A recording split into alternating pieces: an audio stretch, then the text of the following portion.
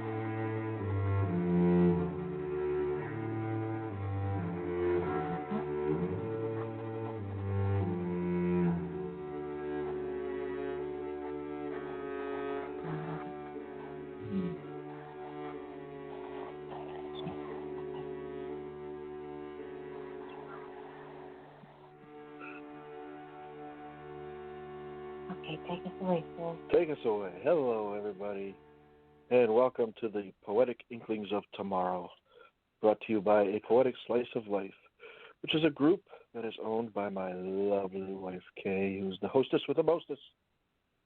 Hello. Hello. And I'm her Wesley, Stephen 76. A Poetic Slice of Life is located on allpoetry.com. A wonderful place to come and write and read, share stories, have some fun. Allpoetry.com is ran by Kevin and his crew. We want to thank them for giving us some place to hang out. Tonight on Inklings, we are going to read poems that were inspired by quotes from Emily Dickinson. So this should be a lot of fun. We ran a contest and we had all 8 poems were worthy of gold, in my opinion, so it was very difficult to judge. Yeah. So you're going to hear some really good poetry tonight. Yeah, and before we pick up our callers, I just want to say that the people that are on the board and in the phone call, guys, going to be dropping quotes from Emily Dickinson. She has a poetry book of Emily Dickinson that she's going to be dropping some of her favorite lines that she has highlighted on the board for us to read in between. There's one now. So, yeah, she just dropped one there. And I just wanted to say real quick that just a small blurb that Emily Dickinson, her writing became more noticed after she passed away. In her lifetime, even though she wrote a lot of poetry, only about 10 were published in her lifetime. It was after death that she became more well-known. She passed away at a young age, at the age of 65, but she also lived a life of solitude. A lot of us, we can relate to her writing, her lifestyle, because a lot of us tend to, exhibit the same aspects that she had in her life. Yeah. So her poetry is timeless, it's classic. And did you say about everybody getting consent? Nope, I'm about to do that. Just say I've got to let everybody know that any poem that is read tonight If the author is not here to read, we have been given permission in writing to read their works. Okay. So now everybody heard that out there on All Poetry. I guess the only way to really get your poems published is you have to die. So. Let's pick up our callers. All right. First, I'm And bring on back that Wayne. note. Yeah, on that Hello, Wayne. Wayne. Wayne, you there? Muted? Okay, I'm up. Sorry, I was muted. Yep. I'm ready to die. Go ahead and make the claim. Welcome back, Wayne. Yeah, Okay to be I'm back. not going to sing the Welcome Back to your song Yeah. now. And also we have all the way from London, England, because that's where she must be if a princess tripped and fell on her. Sweet Pea. Hi. Hello. How are you? She'd Good. trip and fall on me. She keeps piling mattresses on me.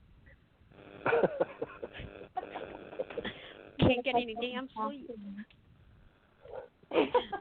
I know how that goes, but usually not because somebody's throwing mattresses on me. Yeah. Usually I just can't sleep. I have that issue too. Yes. But, And I forgot because we already let Sky in before the show even started. So as Sky Darkholm is here, everybody. Sky. Yeah. Darkwing Thanks. Duck. I was curious. I'm like, I called in 12 minutes ahead of time. Why am I last? They're getting back at me. Hello. Hello, Sky. We should ask if I have to read them on. Yes. Does anybody have to read and run? I'm cool for a while. I have to walk slowly. I have to run this time. Okay. All right. On the safe side, hopefully. All right. Before we drop any poems, though, I do want to say hi to everybody that's on the board out there. I see one of our newer members. I hope I pronounced this right. Siba Billy. Yeah. Hope I got that. Jasker Ann's out there, and Joseph Moon, my big brother. And everyone won. Hello, James. Is there anybody I'm missing? I think that's everybody. I think that's everybody because the rest are in the call. Okay. Well, Wayne, we dropped your poem in the room, so why don't you read it for us? Okay, I read it. I didn't mean I was ready to read. I meant I was ready to die. I'll go ahead. Yeah. It's not 5 to 2. Okay. This is called light ray. Sorry. And it's the quote, "I am nobody, who are you?" is the quote I use. It goes something like this.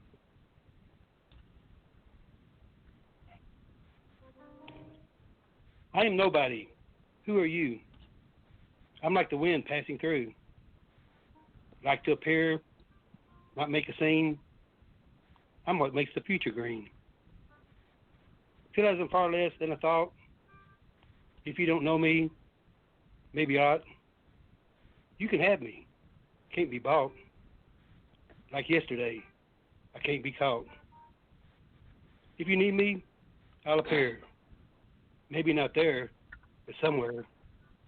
I'm like the feeling you get after you share. When I'm mad, better beware. I'm like the feeling taking a breath. I'll be here after your death. Always try to love and be kind. Don't let the idiots mess with your mind. I like the way you look and stand. If I could, I'd be a fan. You should be proud of what you do. I am nobody. Who are you? And? Awesome. I really like this, Wayne. I commented on it just a little bit ago, but the whole poem almost reads like and I'm going with the picture there too, like it's God talking, and because especially like you're saying, I feel I'm far less than I thought because somebody have forgotten about him, and if you don't know me, maybe you ought. And then of course, that's the third stanza of the last line. When I'm mad, better beware. So that just put the the flood, 40 days and 40 nights of rain in my head. I like this a lot. Really cool. I'm not God, but he talks to me a lot. Awesome. What do you think, Ann? So, I do love your rights, Wayne, because with a lot of your rights, you always bring wisdom and interject positivity as well, and I always appreciate that because it always carries such great truth. And I like the quote that you wrote on because that's the same one that Stephen chose too. Some days we all feel like a nobody, but when you think about it in the grand scheme, we are a somebody because to the ones that do love us and the lives that we touch through friendship and act of kindness, we are held in good regard in those people's hearts, I feel. And when you talk about don't let others mess up your head and to love and be kind, I like to think that that's something I try to bring to the table every day, and that's something that is a good piece of advice for all of us to adhere to. Yeah. This is a brilliant right. It really is. Great comment. Appreciate it. It's good to have you tonight. She is one of the ones in competition for Queen of Comments, so she's really good about that. And the other one that's in that front running with that too is Sky. Sky, what do you think? Oh my goodness, guys are crazy. Deanne started this madness. Okay, I thought this was such a wonderful piece, and I think Kay reflected on the matter of it. Some days, we don't feel we are as much. My computer's making a really funny sound. Okay, and what I like about this piece is that in itself it expresses how we so subtly and sometimes unawarely, even though we are, I don't even know unawarely it's a word, and even though we are unaware of how we affect the world, we do. And even though many of us may not be on a screen every day or may not be famous for this and that, I think there's a subtle message in here that says to somebody, to the world, we are something, and our life matters, and every breath we take, we are somebody, we are something, and we do matter. And I really appreciated the way that you wrote this because I think Dickinson and herself has a very subtle way of feeling that little bit of who am I? I'm nobody, but I'm going to live on in some way or some form, and if it's through my writing or through my words or through even my love of something, whatever you put yourself into, I think that's always something important to reflect on. So really well done. Great comment. Appreciate it. And Sweet Pea, what do you think? I actually love it too. So that's twice in one night I fall in love with your Wayne. I don't know what's happening to us, but we might have to be in a relationship. Uh-oh. I know. I don't. Scared. I'll swim the ocean for you. Okay. It just might have to be. Yes, I'm just saying. This one's prettier. It's not quite a giggle. This is quite pretty, and I did like your imagery, and I like how you started off. But as you can see, there is a nobody.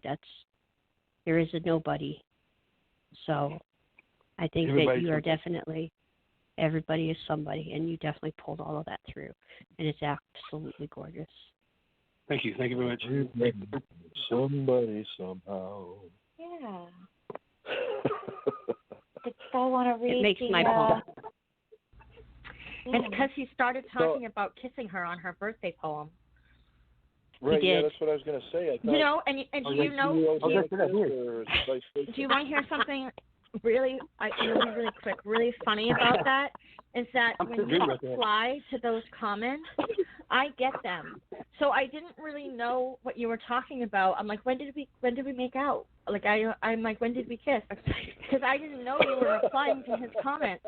So I was sitting there for a very long time trying to figure out what you meant, and I'm like, I don't remember this.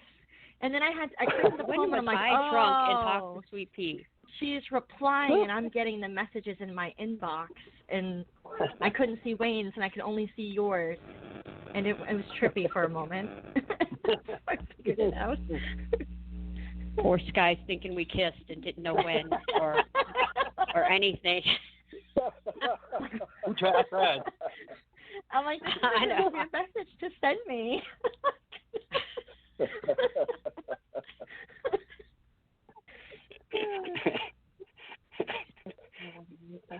Sky, did you want to read the little excerpt you dropped in the room? Oh yeah, I don't really have to do that. I just kind of just having fun with it. This is my letter to the world that never wrote to me, the simple news that nature told with tender majesty. Well, great. Yeah. And Sweet Pea, on your slow walk towards the door, if you could read your poem. Thanks for the comments, guys.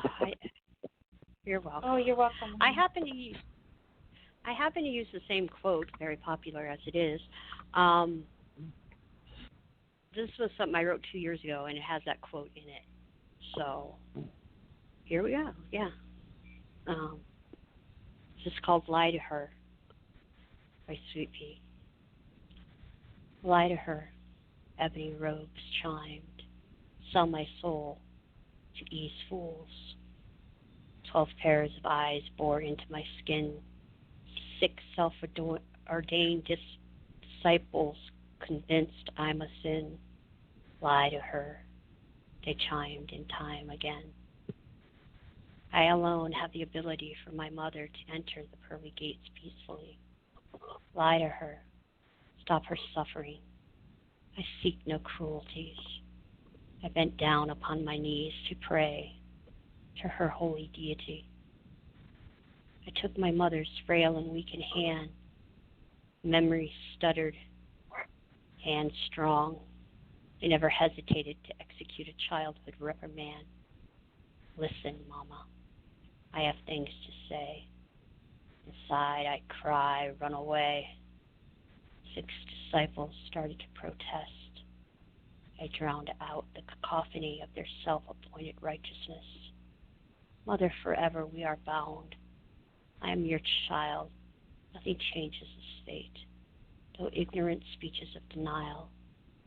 I'm not your twisted child of sin. I am a woman that fell in love with a woman. Love does not damn us to a fiery hell. Evil is a beast of control. Preacher taught me love is patient, love is kind. A verse in my mind, in my heart and mind. Mama, I learned to love by watching you. I have learned to live by loving her. Mama, when you meet God, I think you will have some things to say about me. If I am nobody, who are you? I am the daughter that forgives. I forgive you, Mama, for not understanding me. For I love you for all I am and all I will be. I hold no anger, the past released. I love you, Mama. Close your eyes, rest in peace. And poem. Yeah, this one is very deep and very sad. I made a comment on this earlier because it made me think of something between Kay and my father when my father was dying, and he actually had some amends to make with Kay. And I said in my comment that it was bittersweet to see how well they got along for that last year he was alive. And if only, people could understand each other better and come to those understandings sooner, lives would be lived much better. And that's what this poem brought to mind. Very, very well written, Sweet Pea. It was written for my very best friend, and hoping that she could come to amends with her mother. But it didn't matter because she had my parents, and my parents being, most people know my parents being missionaries and ministers, and she lived most of her teenage life open homosexual with me and my family, and is still very welcome in our home. and yet her own parents won't speak to her, and it's a very odd dichotomy. But Yeah. she's my sister. She's been my sister since I was 12 years old, and it's been a rough life for her, where her own parents are bigots. So. Yeah. Yeah, that's too bad. Yeah. Did you want to go next? Yeah. All right, hon, you're up.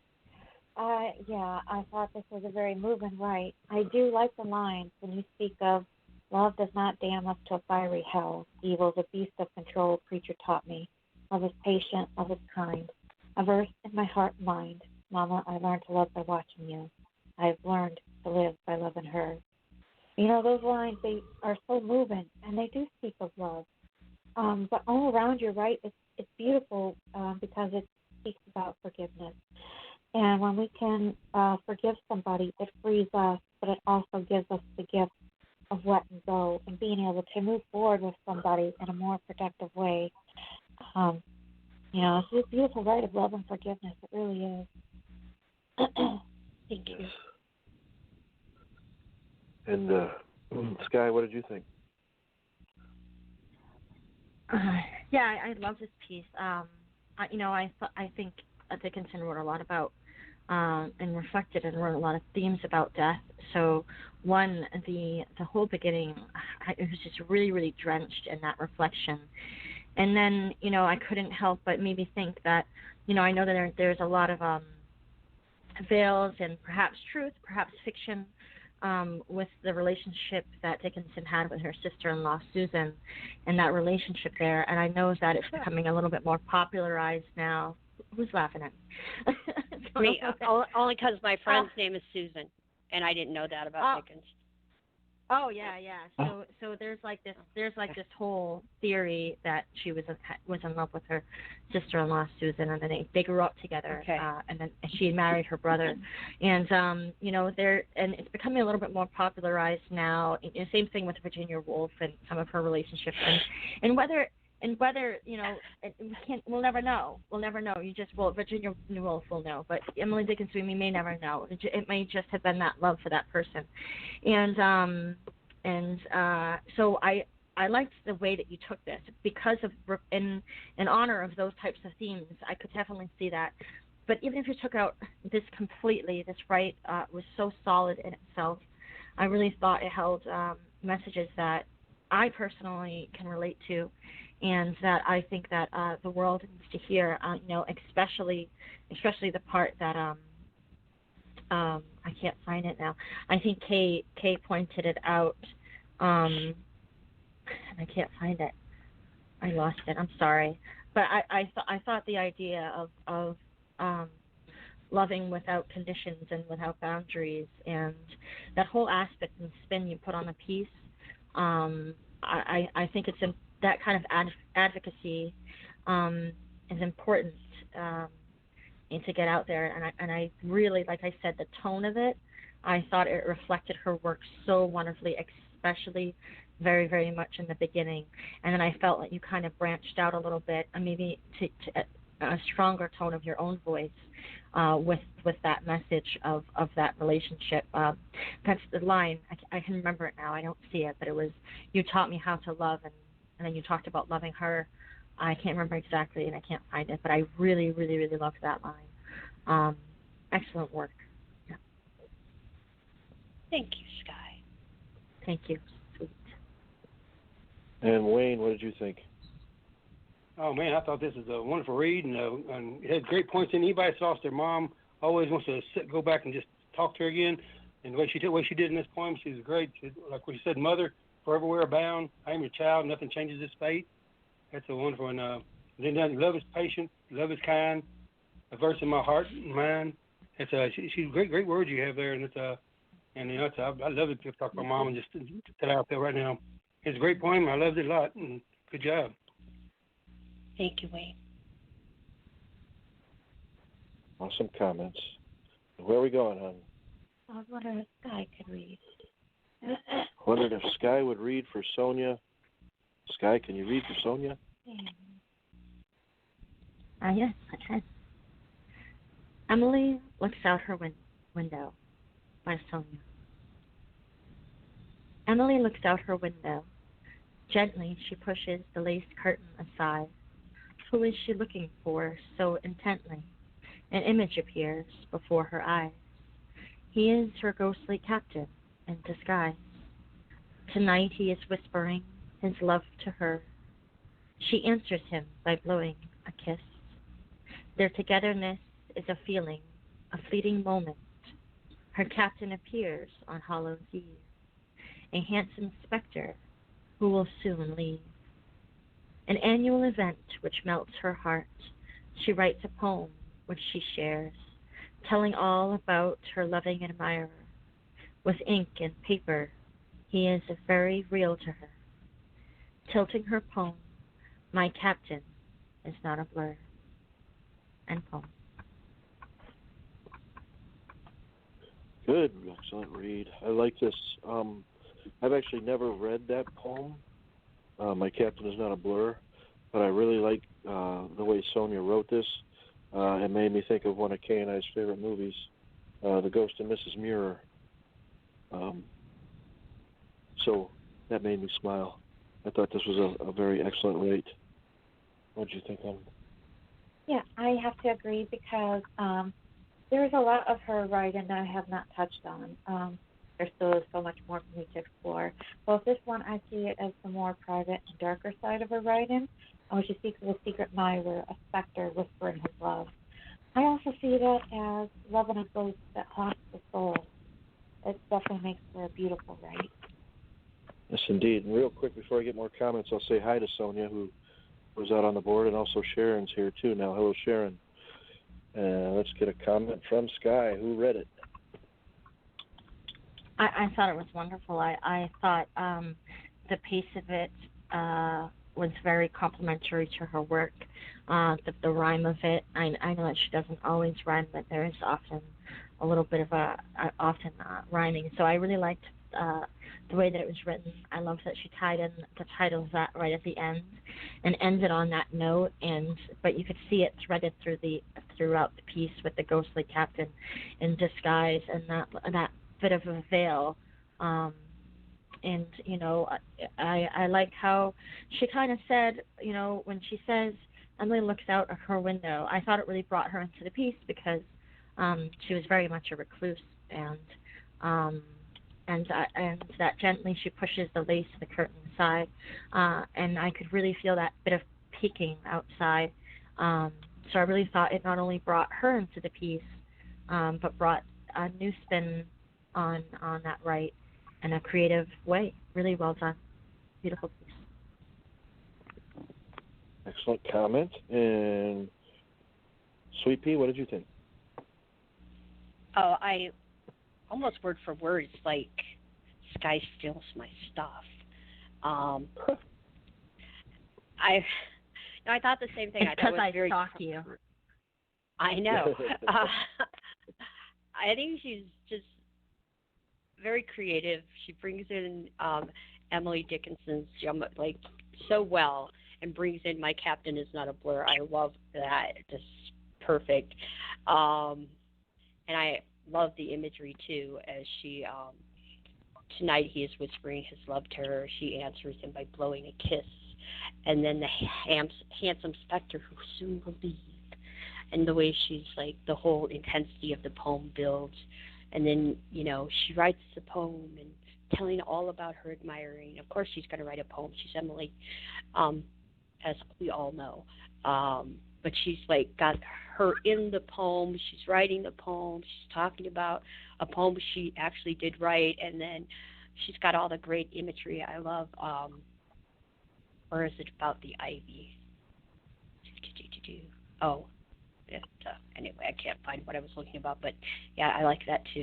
But yeah, it's just all got all the flair and all the fancy stuff, and it's just beautifully done, and a big tip of her hat to Emily Dickinson to begin with. It's beautifully done. And comment. I'll stop blubbering. I almost thought for a second you were going to say something else. I thought, because you said, of course she's going to write a poem. I thought you were going to say, she's Emily Effin Dickinson. I didn't. I really heard that too.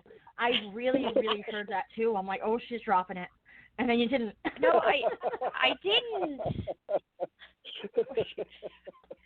The poem's about the poet, you know. It's like I have. Oh my goodness. Wayne, what did you think? That was a lovely comment. You shouldn't be talking like that in front of him, Leo. But anyway, it's a lovely poem. It's a lovely poem. It's very touching, and it's somewhat sad.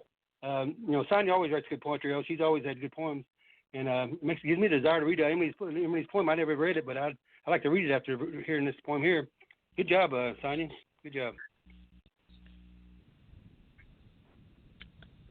All right. Next up, we're going to read, and once again, I hope I'm pronouncing it right, Siba Billy. Yeah, this is from the contest. This was from the contest and was our silver winner.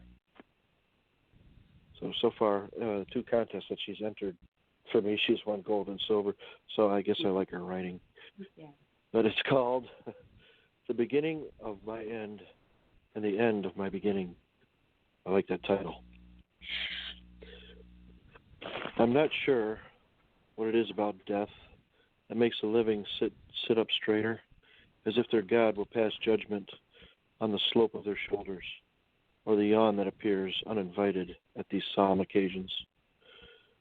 I didn't eat for 2 weeks when you died.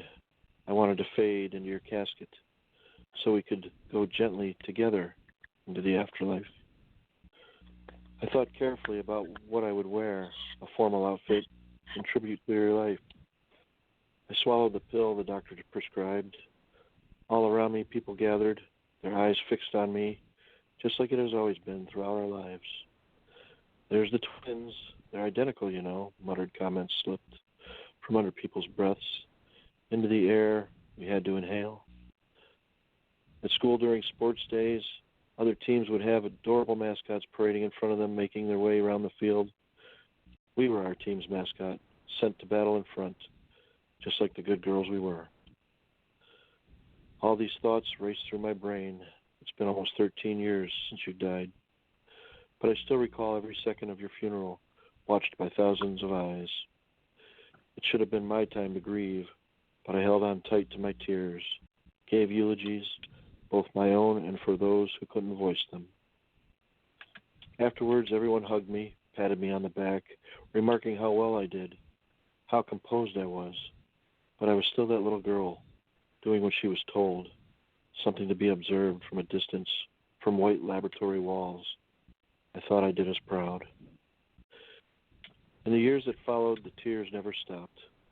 This time, the crowds were gone. Only a small girl bore witness to them, and she, not able to deal with my crying, threatened to throw a bucket of water over me each time they coursed down saddened cheeks. There's something messed up about life when I've had to be what everyone else wanted me to be on the day of your loss, my loss, our untwinning, when it was more than understandable if I fell apart. I sat composed, turned to stone, with my only daughter to witness my unraveling, something no child should ever see. End poem. And she wrote to 3 of the quotes. After great pain, a formal feeling comes. The nerves sit ceremonious like tombs. And behavior is what a man does, not what he thinks, feels, or believes. And also Emily Dickinson's last words, I must go in for the fog is rising. I thought that this was very powerful and heartbreaking. It hits home, of course. Many of us have lost loved ones. This one, of course, was a sister, a sibling that she had a very special relationship with, I could tell just by her words. But she really captured the emotions involved, because we've all been to the funerals where we had to keep our strength about us, even though we wanted to break down. And I think the part that really hit me the hardest was the want of melting into the casket and going with. This was very well done. What did you think, hon? Well, I have to agree because this definitely is a very strong rite of emotion. And when she talks about having to be what others need, a lot of the time we do get boxed into that corner because, depending on who you are, people just expect you to be strong. They expect you to be the rock. They expect you to be everything. But they tend to forget that you're human too and that you have your own feelings. And by doing that, we tend to lose a piece of ourselves, and it makes it harder to try to exist while hiding what we feel. Because, sometimes we don't always want to be strong. We just want to let it out instead of having to be the rock because we all need that. But sometimes other people, they need you to be the rock because they know they can't be strong enough, so they look to you for the guidance. But even the strong ones, they need to be able to grieve too. Yes. It's a beautiful right. Sky, what did you think?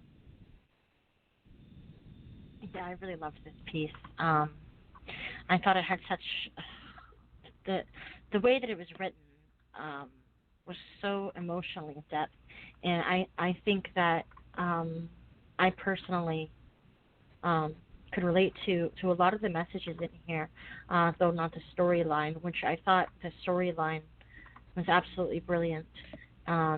It really brings in the readers, saying those little hints, like they were twins, those little types of excerpts and those little types of information as you're reading a piece like this, and it's a rather long piece. So when you're reading that, you're giving the reader background information throughout it, rather than slamming them with the facts in the beginning. You're bringing in little bits. So as the reader is enjoying this and becoming emotionally attached to it, all of a sudden they start making those small connections, like, oh, okay, this is that, and this is how that's connected, and that was your sister, and you could feel, without saying, the ridicule and the judgment and the seclusion that you feel, the speaker feels, without saying all of that, in that one line, how gossip can be damaging, and how people can kind of look at you, and you could feel everybody's eyes upon you, but yet feel so distant from the world, and at the same time. As for the other themes of being the rock, I definitely. I think there are many of us that some people don't even think that, that they might be unfeeling or they might be cold, because in order to get through something, kind of just have to shut that down and go through the motions and do what we need to do and swallow our own grief to be able to be there for others. And it's a burden and a curse, and sometimes people don't always understand that that's what you're doing. They think that you might just be really a little bit lacking compassion, but truly you are. Right. You are doing what you need to do to be able to do that and to be there for others. So I've really enjoyed this piece, even though it was very sad. I very much enjoyed it. Really well done. Excellent comment. And Wayne, what did you think? Oh man, this is it's such a touching poem. She brought the feelings to life in the funeral. It's the feelings that's the reason I shy away from funerals as much as I can. It's the memories that really count. And, Margaret, you're a wonderful poet. That's all I can say. It's a fabulous poem, and your last line said it all. It's something no child should ever see. It's a great poem. I liked it a lot. Good job. Excellent comment. And Sweet Pea?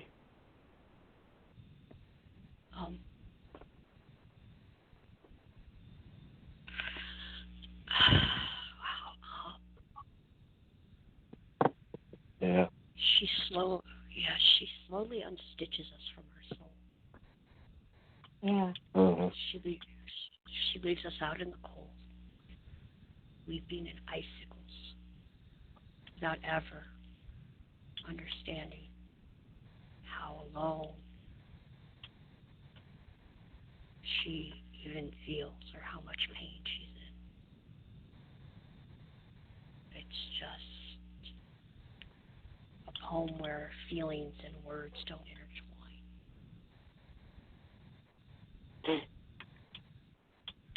Yeah.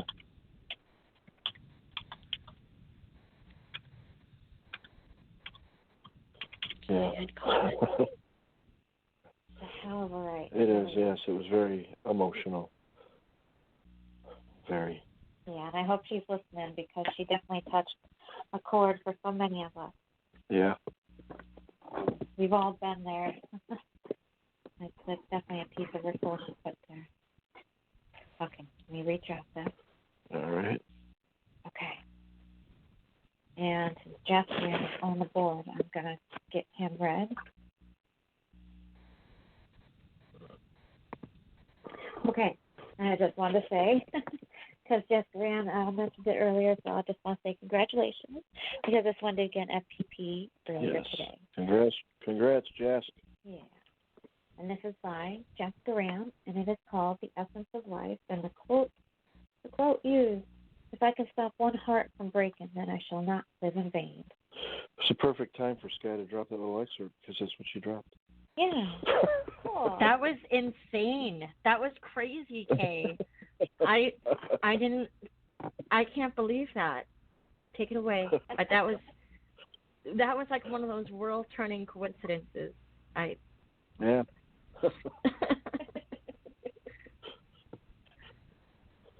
Okay. This is called The Essence of Life, and it goes, "I have love and respect for everyone. The whole world is like my family. God is too big to fit into one religion. Sees beauty in everyone's eyes. So why to discriminate in the name of religion? Everyone is confused in this anomaly. I always strive to bring a smile on everyone's face with my funny jokes and rib-tickling faces, but never let them shed a single drop of tear. Whenever I see an elderly, I give him food, or a poor who can't afford fees. I teach him for free because I know what magic is done by kindness and care. I lend an ear to listen to everyone's poems, and in any tough situation, I am always near. I touch important subjects via my poetry, so that others too are motivated to address world-changing issues without any fear. With my words of encouragement, I try to lift everyone's spirits high. Tell them failures are a part of life. Never give up, and you have the potential to touch the sky. You have got one life. Enjoy it to the fullest. Do what your heart desires. Give something worthwhile to this world so that your last word on the deathbed isn't lie. Kindness is the language of the gods, which the deaf can hear and the blind can see. I have tried to find a way to heal people from a distance. The answer lies in love and kindness. All must learn this. The world will be heaven, I guarantee." End poem. Yes, and I can see why it, got on a front page. Definitely deserving of the front page. And let's see, Jess was our bronze winner. And I thought this was awesome. If only everybody in the world had this mentality, things would be so much better. That's basically all I can really say on this poem, because that just pretty much sums it up, I think. But if everybody thought and acted this way, if the world were full of Jaskarans. That's a nice way to put it. Yep. What do you think, hon? Well, yeah, I will say, I like when he says that you've only got one life, enjoy it to the fullest, and do what your heart desires, but give something worthwhile to the world, so that way when your deathbed does come, you're not saying why. And it is true that kindness is a language of the gods. And I have to agree that, at the end of the day, it is all about love and kindness. And if we can give that back to everyone, then the world would be a happier place. We would be happier. Everybody as a whole would just be complete, because all we would be giving back is love instead of hate. It's a very moving poem. And, it speaks to the quote, it speaks to society. It's just wonderful all around. Congratulations on the FPP. Yes, indeed. And Sky, what did you think? I thought it was a great piece. I too. I really love when poets bring a piece of themselves, and I can learn a little bit more about them. And I already knew Jask was just so wonderfully nice and kind. But I like to know even more about people, to the parts where where it speaks of I always strive to bring a smile on everyone's face with funny jokes and rib tickling faces. Which, by the way, rib tickling faces, the phrasing of that was absolutely brilliant. I love when people intertwine words like that. So really great with that. But never to let them shed a single drop of tear. Whenever I see an elderly, I give them food or to poor who can't afford. So you go through all these things that you do out for the world, and if one person can give one thing every day, what kind of world would that be? And I see that in your piece, that giving and that beautiful compassion and heart. So I really like how you laid it out.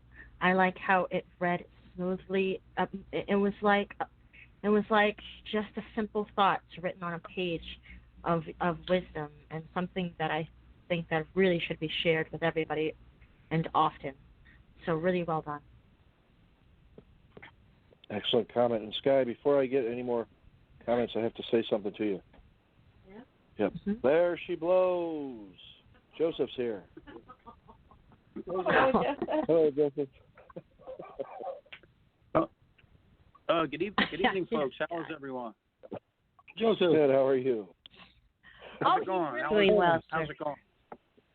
Hi, Joseph.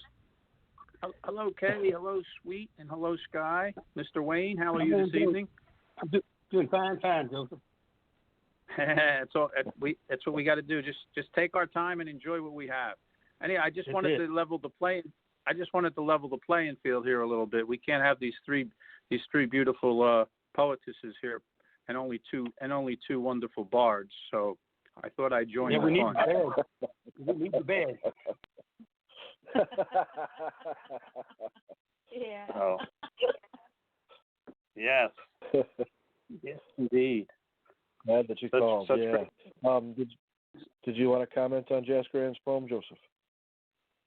I caught the very end of it, but I read it. I had read it, I believe, the other day, and I had left a message for Jazz, and I naturally, the world, like you said, the world would be a much wonderful place if we just had love and kindness and more understanding, and just folks simply respecting one another without looking at one another, and judging without knowing a person.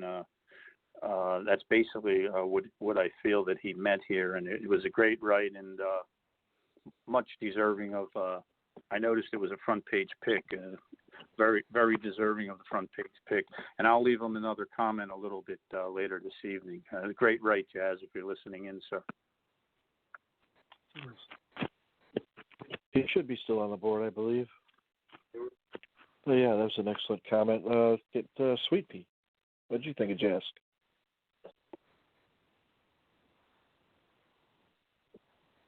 Sweet sauce. Maybe Sweet sauce. Sweet talking to her mute, but no, yeah, Sweet Pea's puppies just came in. Trying to keep the puppies quiet. I thought it was lovely. I mean, humility, kindness, all of those are the traits that if everyone had them in the world, we wouldn't have the world we're in. So I think that's what we all strive for, and what I know a lot of us do individually, so I don't know why we can't do it on a much larger level. Yes. Yes, indeed. And Wayne, what did you think? I think Jazz, he has so many truths in this poem. It's fabulous. You have one life. You have on one life. Enjoy it to its fullest. That's what I tell people. I said you don't have time to be sad. You need to enjoy your life. And where he said the kindness is the language of the gods, which the deaf can hear and the blind can see. Man, that's just a great line. He's a brilliant writer, and great congratulations on the goal. Congratulations on the front page, and everybody in the world will have to read this. It's great job. All right. Well, I I have something to say then. I'm going to sing a little bit. I'm going to say, honey, guess who's on the phone? Sugar, sugar. Hi, Brandy. What? Honey. Y'all got to pardon me. I'm sort of not sober right now. I wish I wasn't. You can't. I'm just playing, I know.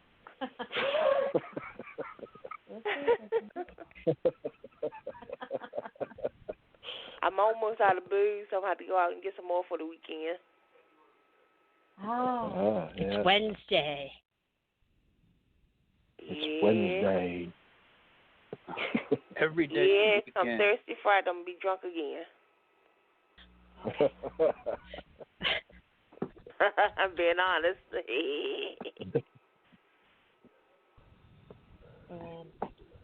And Becky's here, too. Oh, Wayne, you were talking about us needing a bigger place. Hello. I was going to write for y'all's show, but I got sidetracked. Oh, it's all right. I got sidetracked. And before I knew, I was too late to write. Yeah. Yeah. Joseph, we're outnumbered now. Well, yeah, because Becky walked in. Uh-oh. What shall we do? Called Cat Lady Person.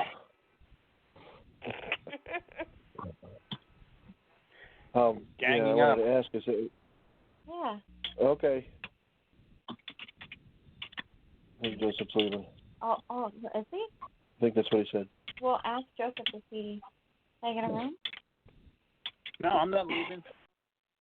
Oh, okay. I thought. All right, then welcome I Becky. said the girls. I said the girls are ganging up on us. Yes. Oh, yes, they are. I don't gang up on anybody but this beer bottle right now. Unless provoked. Does anybody need to read and run? Or walk slow? I'm in the middle of editing something, so. Well, I did pick up Becky. All right. I know Becky, she just got done with her show, so I'm going to drop her down. Okay. In case she wants to sneak out. All right. I'm going to drop you again, Becky. Okay. Nice. All right, Becky. So hey everybody. I was so pleased to see your tribute to Emily Dickinson. I have a few poems for her. This is one that is my personal favorite of hers about her. She just wrote such elegant, emotional, dark stuff. I don't people really think of Emily Dickinson. You think of lightness, but she had a dark edge to her that I just think it's an elegant darkness. But I'm really glad I was able to come join your show. I'm a little hoarse from having my own show, but I'll see what I can do. And this is called Because She Could Not Stop for Death. When I read her poetry, I see Emily hiding in her brick homestead with hemlock hedges, poetess in a white dress with pearl buttons and ebony smudges, demure fingertips manicured a shade of inkwell black, marching across the parchment, leaving a trail of scribbles and smears as she spills words from her quill, writing in circles of a yellow gas lamp, shimmering light in yesterday's night.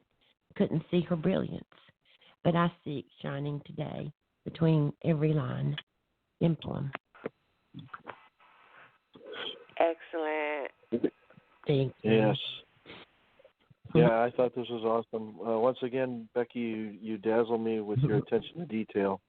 Thank you. But I really like the way you wrote this, and your last couple of stanzas. Actually, we touched on that before the show started about how little of her poetry got published while she was alive, and then all of a sudden, after her death, everything.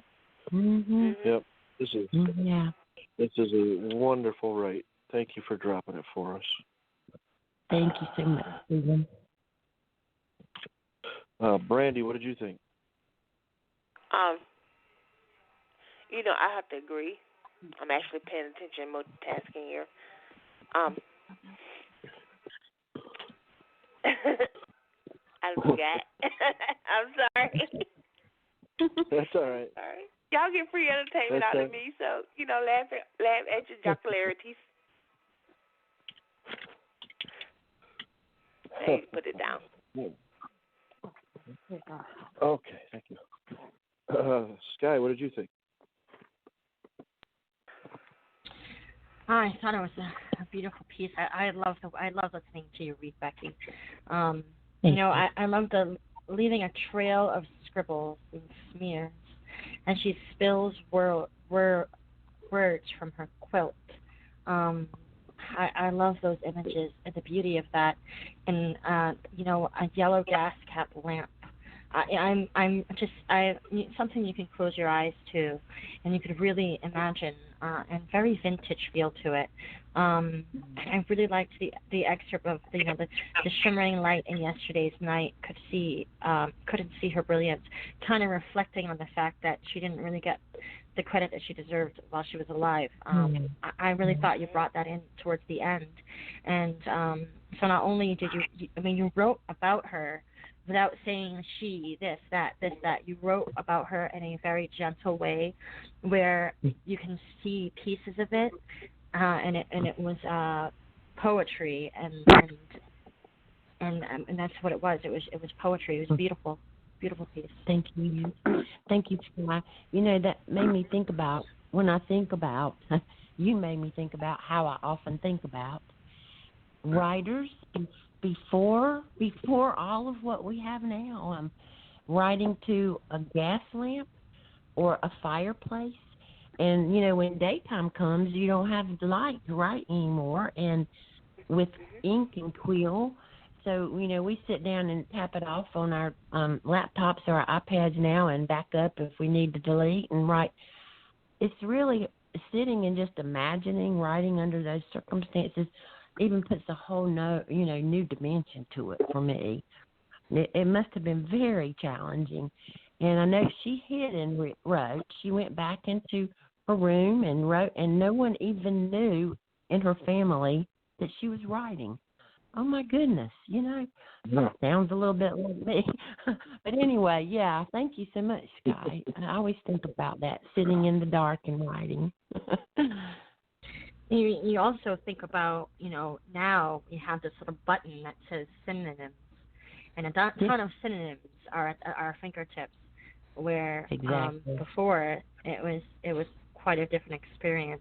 So, I mean, prose and, but I mean, then again, sometimes I learn the most brilliant words by searching. So, I mean, before they probably be used as a thesaurus. So it's very, very different. I agree. Yeah.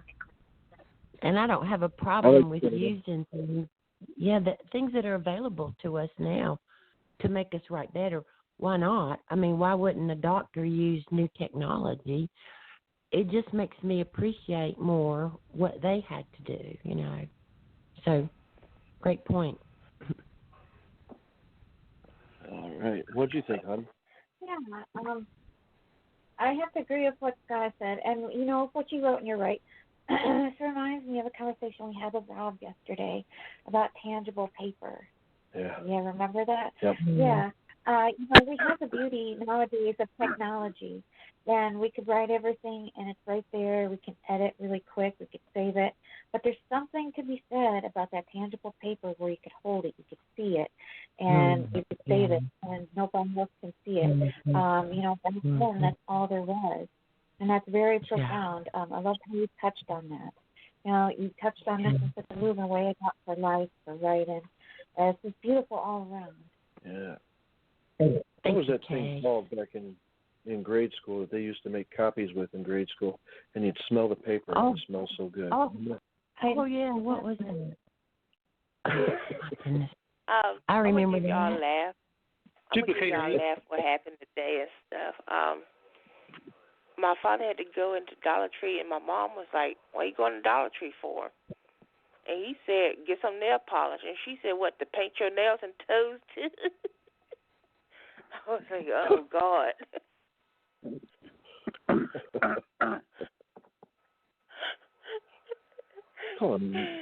a mimeograph or something. I don't know.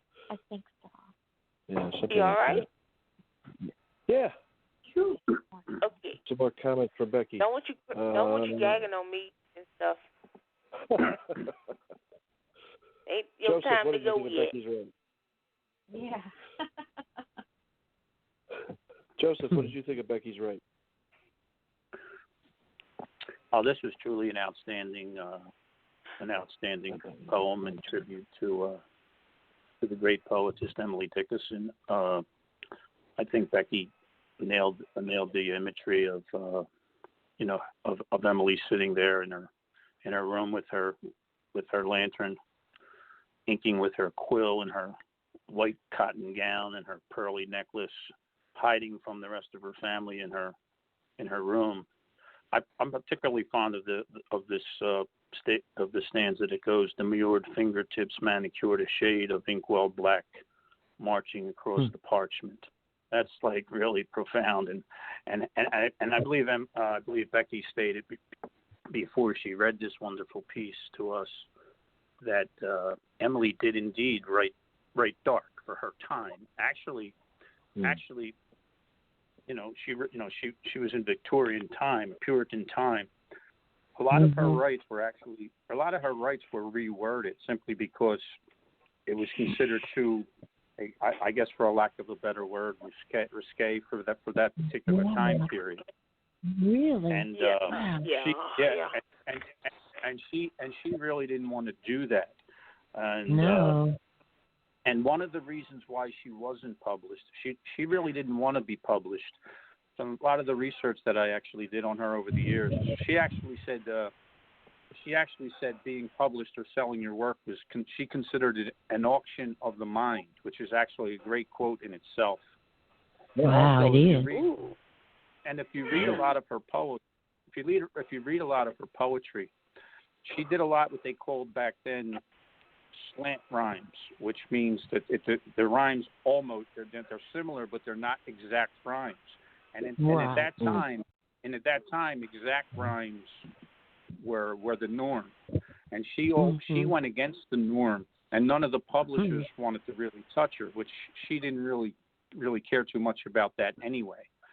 So that's one of the reasons why she was never published. And this poem here is a fine tribute on that whole scenario that I just mentioned for you. She basically hid a lot of her work.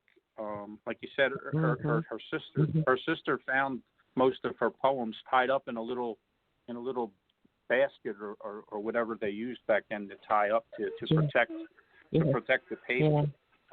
Or if the sister didn't find them and take them to actually a publisher who she was still friends with. I think his name was Thomas Crawford, if I'm not mistaken. He was editor of I want to say the Boston newspaper or some newspaper in Massachusetts there. And we were blessed that her sister actually found that work. Yeah, definitely. Or we wouldn't be here today discussing her greatness. But great right, Becky. That's great. Thank you, great Joseph. Oh, my pleasure. That's really a lot of good, interesting information, and it's always good to hear you on the show and not just seeing on the board. Good to hear your voice. Okay. Yeah. Shame on you, Joseph. Why you hide every time I ask you to join my show?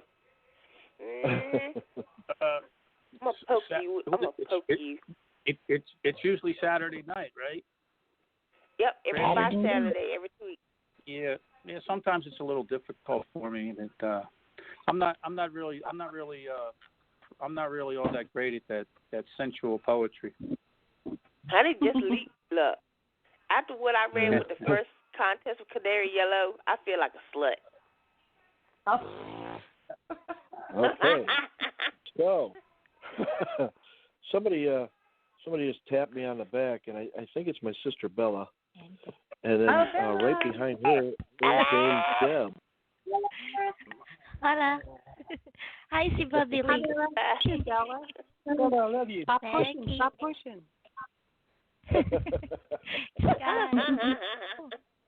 Asian Moon, I love you. I missed Oh, you. Bella, It was you all along. my heart is sore. Wishy mush. Yeah, I'm his daughter. He adopted me last year. Treat me, Bella. All right. True. Can I be adopted too? 3 comments. Bring the beer. All right, we're going to get one What more kind? comment for Becky. Get one more comment for Becky. Bella, you heard Becky's poem? Yeah, listen. Becca, Bella. Yes, Yeah. I'm a Rebella. it's not a secret anymore that I'm a fan, right? The moment that I heard her saying "end poem," I don't know how to say it. That made me fall in love with her, and then Aww. from then on, I try to study how she writes with because that's how you are going to learn about the person, right? She's good at describing her thoughts, and she's not only doing that in here in the poem that she presented here. I tried to write for Emily, and I love her, but it's not very easy to put all your emotions and write it all down in the paper. So you really have to know more of that writing stuff. But with her, the flow just went out, still that way, and then she made it easier for me to understand more of it because of her writings. So that's how I read Becky all the time. She's a wonderful poet. I love you, Becky. Thank you so much, Belle. I love you too. You're very sweet. I heard that Emily Dickinson used to say in poem at the end of her. I got it. And poem, I and got that's you. No, I'm kidding. I'm the only one in the world who makes it 2 syllables. All right. Deb, I'm pretty sure you got to read and run, so we dropped you in the room. I'll re-drop it down. Kay's going to re-drop it. Yeah. Don't drop it too hard. Don't drop There's it too an hard. dear butterfly. I'm giddy and happy. I love you, Deb. Love you too, Bella. Oh, shit. Oh, I heard the word. Oh, and thank you for the gold brandy. Girl, you Okay, I surprised see me. it. I was like, yeah. Okay, dokie. I wrote to, what did I write to? Comment or quote number 14. And my poem is Up Into a Lavender Light. And here we go. A purple light circles my head with a halo, raising me up to soar sky sunshine yellow. Now silver fog rising fills bright neon white and lifts me sky high for a flight at midnight, dressed in 2 wings, tossing glittering light. Arms carry me home to Pearl Gate in a cloud. The gray darkness falls, tinting color on shroud. And poem. Ooh. Yes, indeed. And the quote number 14 was, of course, Emily Dickinson's last words. I must go in, for the fog is rising. And I thought that this was an awesome right to that quote, Deb. It's a powerful brevity about moving on into the afterlife. The great unknown, as Rick Springfield once sang. Yeah. This is really cool. Very cool brevity. You are getting better and better at brevity, Deb. I know you were bad at it. So. Thank you. I am bad at it. But no, I was very taken by the fact that the fog was rising. Sometimes people trapped in depression in their mind think that the opposite. So she didn't say she was sinking or falling, but the fog was rising. So that's why I went in the direction I went. Mm-hmm. Yeah. Excellent. Very cool. What did you think, hon? Before I forget, sorry. Deb, I am so sorry I forgot to write for your show last week. I had got really busy, and it really slipped my mind until I looked at the time. I'm like, oh, gosh, she's going to give me a life. And I would send you alive, no worries. She'll kill you first. Yeah. But we do need to move on. We Yes. seriously do, because we have Yes. a lot to go. I want to hear more. I think this is an awesome take on the quote, Deb, because I like how you end it when you say, arms carry me home to Pearl Gate in a cloud. It's beautiful all around, because a lot of us, we did touch on that quote that I must go in for the fog is rising, because those were her last words, and they were very profound, actually. We were talking about that earlier, about sometimes you just know when it's coming, and you have more clarity than anybody else, because you know what lies ahead. And you brought that through your words very beautifully. Yes. Awesome. Thank you, Kay. Awesome comment. Let's get you a couple more. Becky, what did you think? Well, I'm really glad you asked. Kay mentioned the end stanza, which is, I agree, is absolutely beautiful, and particularly in the kind of the spirituality of it. And you end it. The whole poem has a spiritual nature to it, but I love the ending too, with the arms carrying me home. But Deb, what I like the best is the opening. That purple light circles my head with the halo. So what immediately came to my mind is the halo that you see around a light in the fog. And I don't know if that's what you were thinking of, but that's what popped in my mind immediately, and that was just so brilliant and so vivid the way you've described it. But instead of putting the halo around the light, you put it around your head. And, of course, it would be purple. What other color would it be? And then, you talk about using the image of rising, raising me up to soar. I think the opening is just wonderful. But the whole poem is great. I love your poetry, Dan. Thank you, Becky. You're welcome. May I comment as well? May I comment as well? You say you suck at brevity, Deb. You could have fooled me, because that was done flawless. Oh, and thank you. That was done flawless, and there's something about it that just what Becky said. The halo bit. I'm like, I had took a picture like that, and it was between the woods, and the halo came out. A ring of halo came out from part of the sun from the camera lens, and I was like, that's what it reminded me of, because that picture I took a long time ago in my front yard. Yes. Wow. Thank you. Thanks, Pete. All right, yes, and we'll get you one more from Joseph. First of all, let me say hello to Deborah Lee. How are you, Deborah Lee? I'm well. How are you? Pretty good, thank you. It's great to hear your voice this evening and listen to you read your lovely poem, which I commented on early today, and I actually said I'm looking forward to hearing you read it. So that is a blessing right there for me.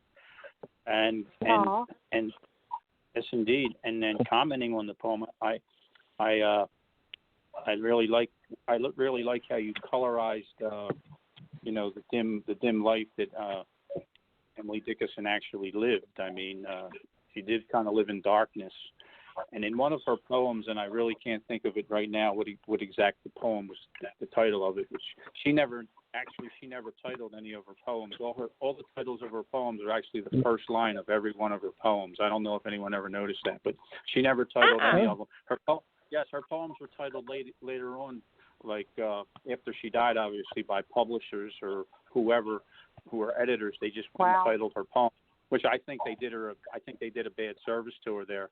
But all her poems she never titled any poems. They were strictly the first line of her poem. If you read some of her poems, you'll see it's the first line is the title.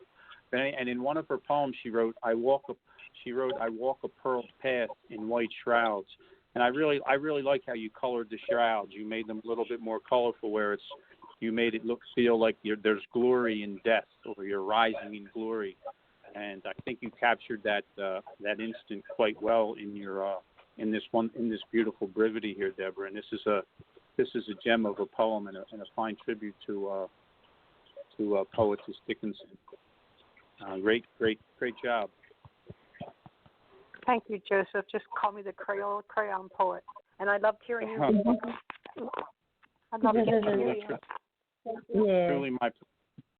Wait a minute. Everybody's talking at once.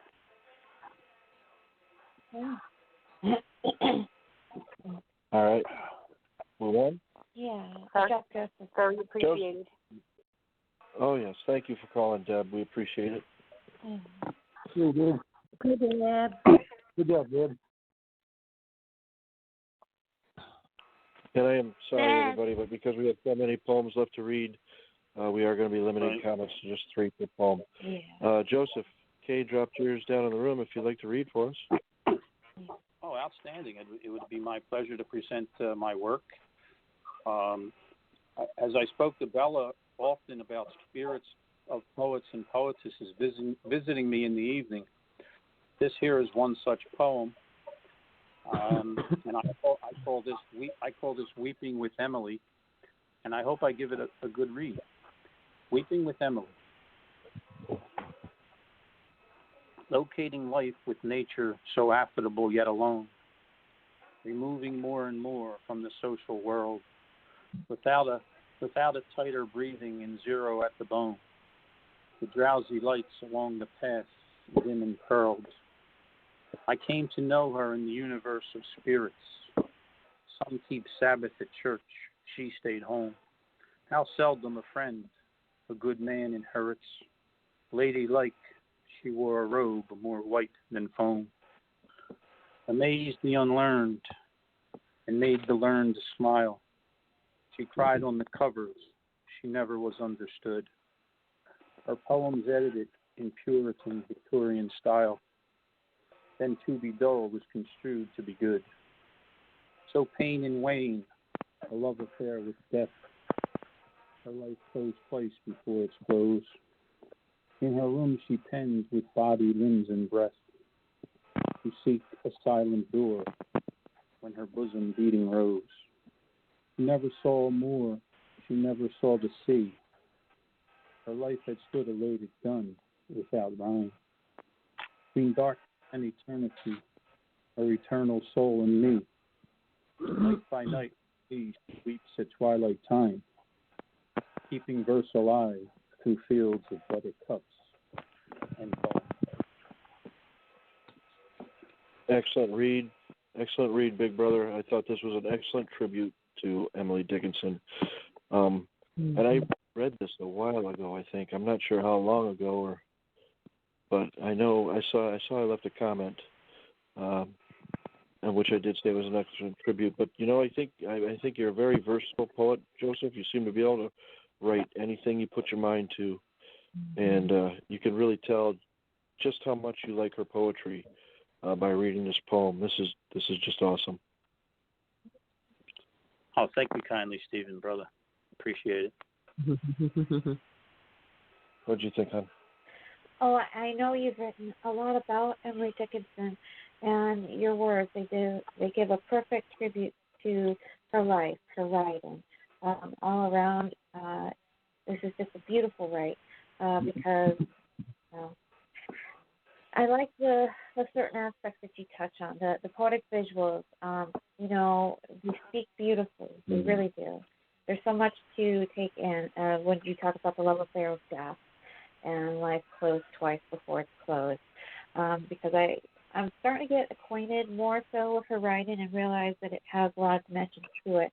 And this is something that we talk about, that sometimes writing in the darker sadness, it seems to be more easy to do than other subjects, because it's something that we all can understand. All around, though, this is an amazing write. I appreciate you reading, and I appreciate you sharing this, Joseph. Truly my pleasure, Kay. I enjoyed presenting it to you fine folks this evening. I hope everyone enjoyed it as much as I enjoyed writing it. I enjoyed it. Is Deb still with us? I enjoyed it. Yes. Deb, would you like to Yes, comment I on am. Joseph's poem? I would love to. Before I comment on the poem itself, it was a thrill to get to hear you read it, Joseph. Yeah. Thank you. I want to say that I think that this is an incredible tribute to the poet, and that the details and imagery that you put inside forced us to feel for her in her dark loneliness. And the one stanza, so pale and wan, a love affair with death. Her life closed twice before its close. In her room she penned with body, limb, and breath to seek a silent door when her bosom beating rose. I'm assuming that the her life closed twice before it closed was in mention of her suicide attempts. So I think that you covered a lot in here, and that I think even she would be impressed. Great stuff, Joseph. I'm honored, Deborah Lee. Thank you kindly for the uplifting words. I appreciate it. My pleasure. And let's see who hasn't commented in a while. How about Wayne? You did a wonderful job. It's a great tribute, and you read like you write. It's simply wonderful. You're the man. Very descriptive, and I think everybody be impressed with you. You did a great job. Thank you kindly, Wayne. I appreciate it, brother. Well, let's see Stephen, here. ask my daughter Bella. Stephen, ask my daughter Bella what she thought of my Emily Dickinson poetry. All right, Bella. He's fighting at the bit. I'm very quiet here, right? Yeah. My father would always ask me that. Okay, Asian Moon, I love hearing you read first off, because it's not always, I don't always hear you read, but it's a treat when you do. When I was listening to you, I remember the phrase that you told me a year ago, that at 3 in nighttime, the poet lurks in you and then comes into your soul. So I always remember that when I see Deep Read. And this one, so pale and wan, a love affair with death, her life closed twice before it closed. I love your imagery and your vocabulary. They're very rich. A lot of poets here can take my breath away when I read them, but there's only one Joseph Moon that can make me levitate my own face. So that is you, Asia Moon, and you know that. This is a beautiful write, and I'll write you a different one. Oh, so wonderful hearing words from you, Bella. Have a great evening, and thank you kindly. Yes, I'm your daughter. Take care, sugar. I'm gonna break my own rule, because I think there's somebody with her finger on the mute button just waiting for me to call on her to comment on your poem, Joseph. So go ahead, Sky. Really? Oh, Sky's here still. Okay. Yeah, I'm very, very tired, Sky. So I'm starting to really drop here. So I'm sorry if my comment isn't as lengthy or good as it normally is, but I thought this was such a brilliant piece. And by good I mean forming fully functional sentences. I thought this was such a wonderful tribute. I really loved the tone, the language, especially down towards the end with the I saw more and she never saw to see. Because I mean, if anybody reads Dickinson a lot, they understand that she does bring in that language, and she does bring in that sea line. And I thought this was such a wonderful tribute, and I'm going to leave you a really nice comment there, Joseph. I think I might be hanging up soon, though. I think we're going to put your poem in. Thank you, Scott. First, we're going to welcome Crystal. Thank you, Joseph. I really, she is her work is so dear to my soul. So I really appreciated this piece and the time and the work and the love of her that is obviously poured into this right. So really well done. Yeah, real quick, if I may, Stephen. One of the interesting things about Emily Dickinson, I'm sure most of us know here, she only ever left her family farm twice in 50 years, and from 1864 to when she died in 1884, which is 20 years, she never ever left the garden or the lawn. She never left, very rarely left her home. So when I say that she never saw a moor or never saw the sea, she indeed never did. She had to either write from imagination or maybe something she may have read in a book. She was an avid reader, therefore she may have read and then just used her brilliant imagination to put all her beautiful words on paper, and that alone is a tribute to her genius. And like I said, we were gifted that her sister actually found her poems. And thank you everyone for your fine comments. I truly appreciate it. Yes. Now we're going to welcome Crystal all the way from the corner Chevron station. Hi ho. And Stella. Ho. You are my hope. Now. And because Sky says that she's getting sleepy, we're dropping her poem in the room now so she can read for us. Thank you. You know, I like different poets, and I go to them for different types of inspiration. But Emily Dickinson, and Kay's going to just crack up at this, but it's really true, Kay. She is the master of personification. If you read her and if you read the way that she talks about nature and elements and death and so many things, she brings so much personification into her writing. You take like any clip and just really take from that. So I knew Kay was going to laugh, but it's really, really true. It's really true. Anyway, I wrote too, one need not be a chamber to be haunted. It's called Dismantled by Sky Darkling. Beneath nails is a story not told in cradles, a homicidal sacrilege of callous tenor, where the decay of skin is tucked sleeping. It's not the thin casing of an ersatz halo, told in fairy tales from the grim, but a narrative of undiluted masochism. It speaks crow-like languages and low hymns, pages of whispered ink coming undone, unraveling lies, black beaded bindings that once whirled like wings. There embedded are the remains of flesh, the peeled cells of wicked intentions, clawed and cradled in claustrophobic tenors, tasting of blood and dirt.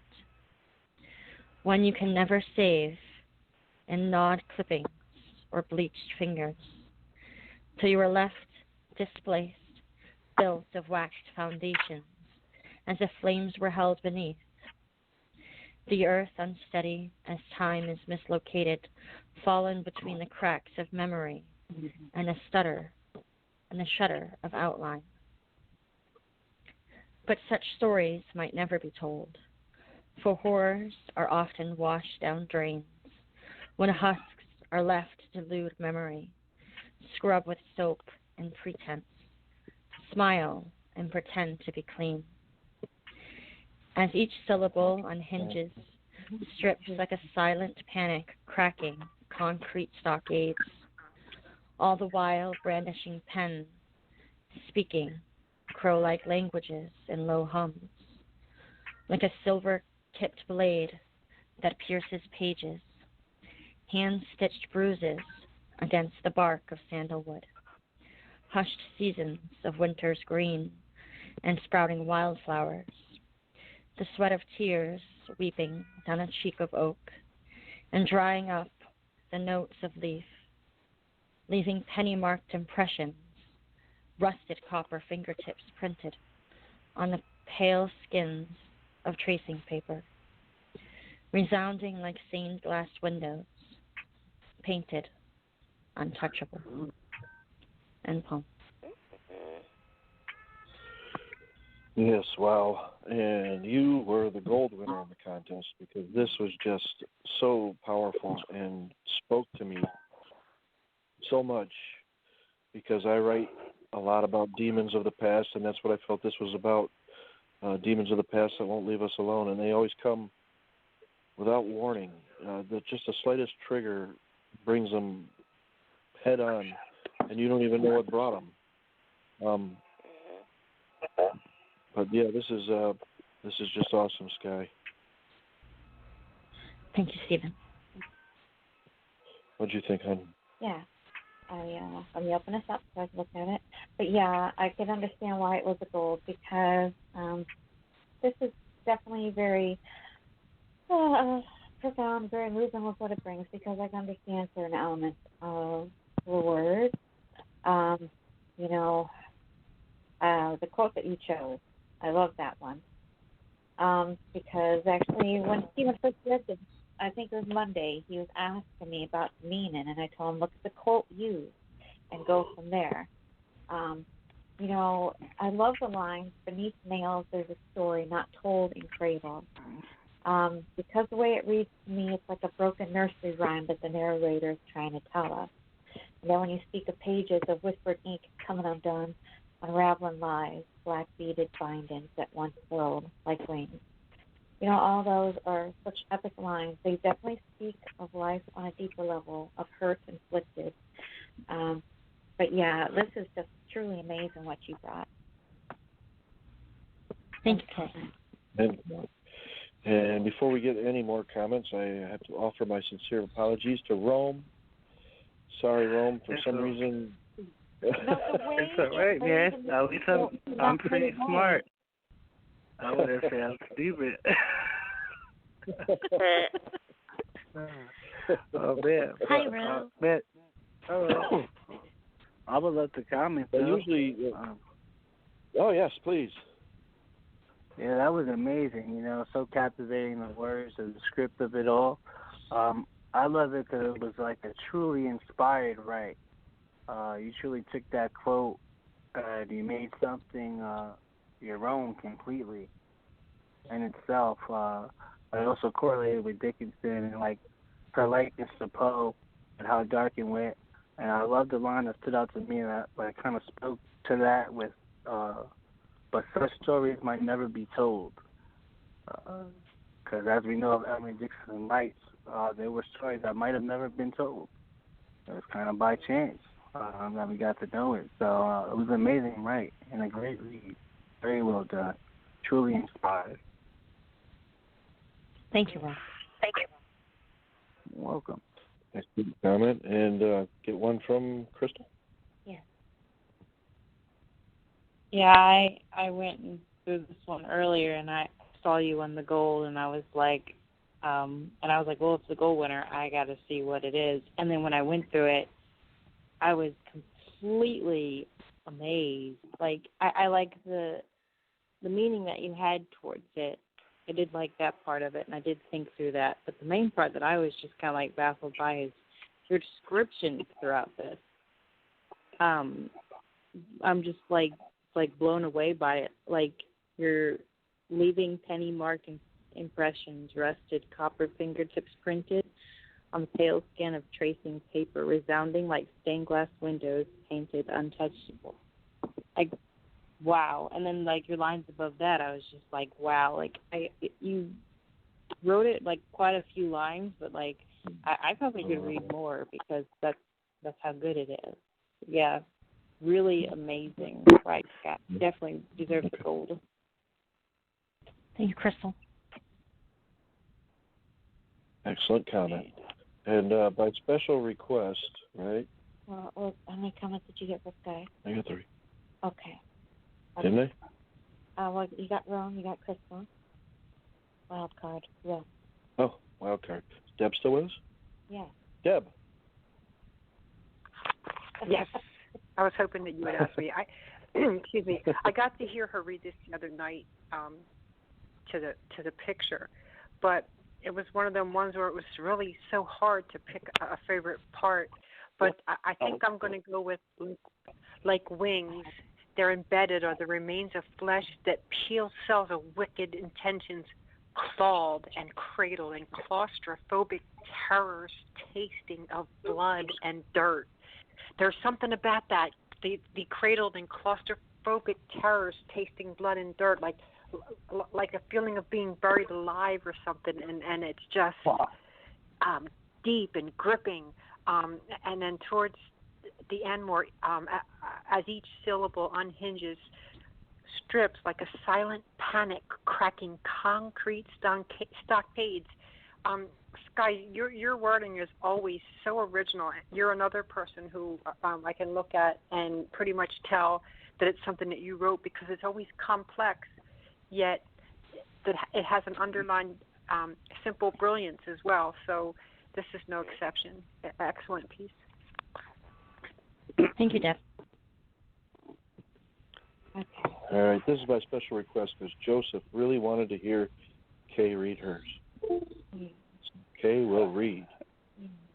Indeed. Yay. Okay, they're open. Okay, I actually wrote two different ones in my own different way. I definitely wrote to her last words about I must go in for the fog is rising. But I also wrote to the quote, after great pain, a formal feeling comes. The nerves sit ceremonious like tombs. I closed with what was said to be, oh no, yeah, and then, sorry. Yeah, that one. So, yeah, sorry.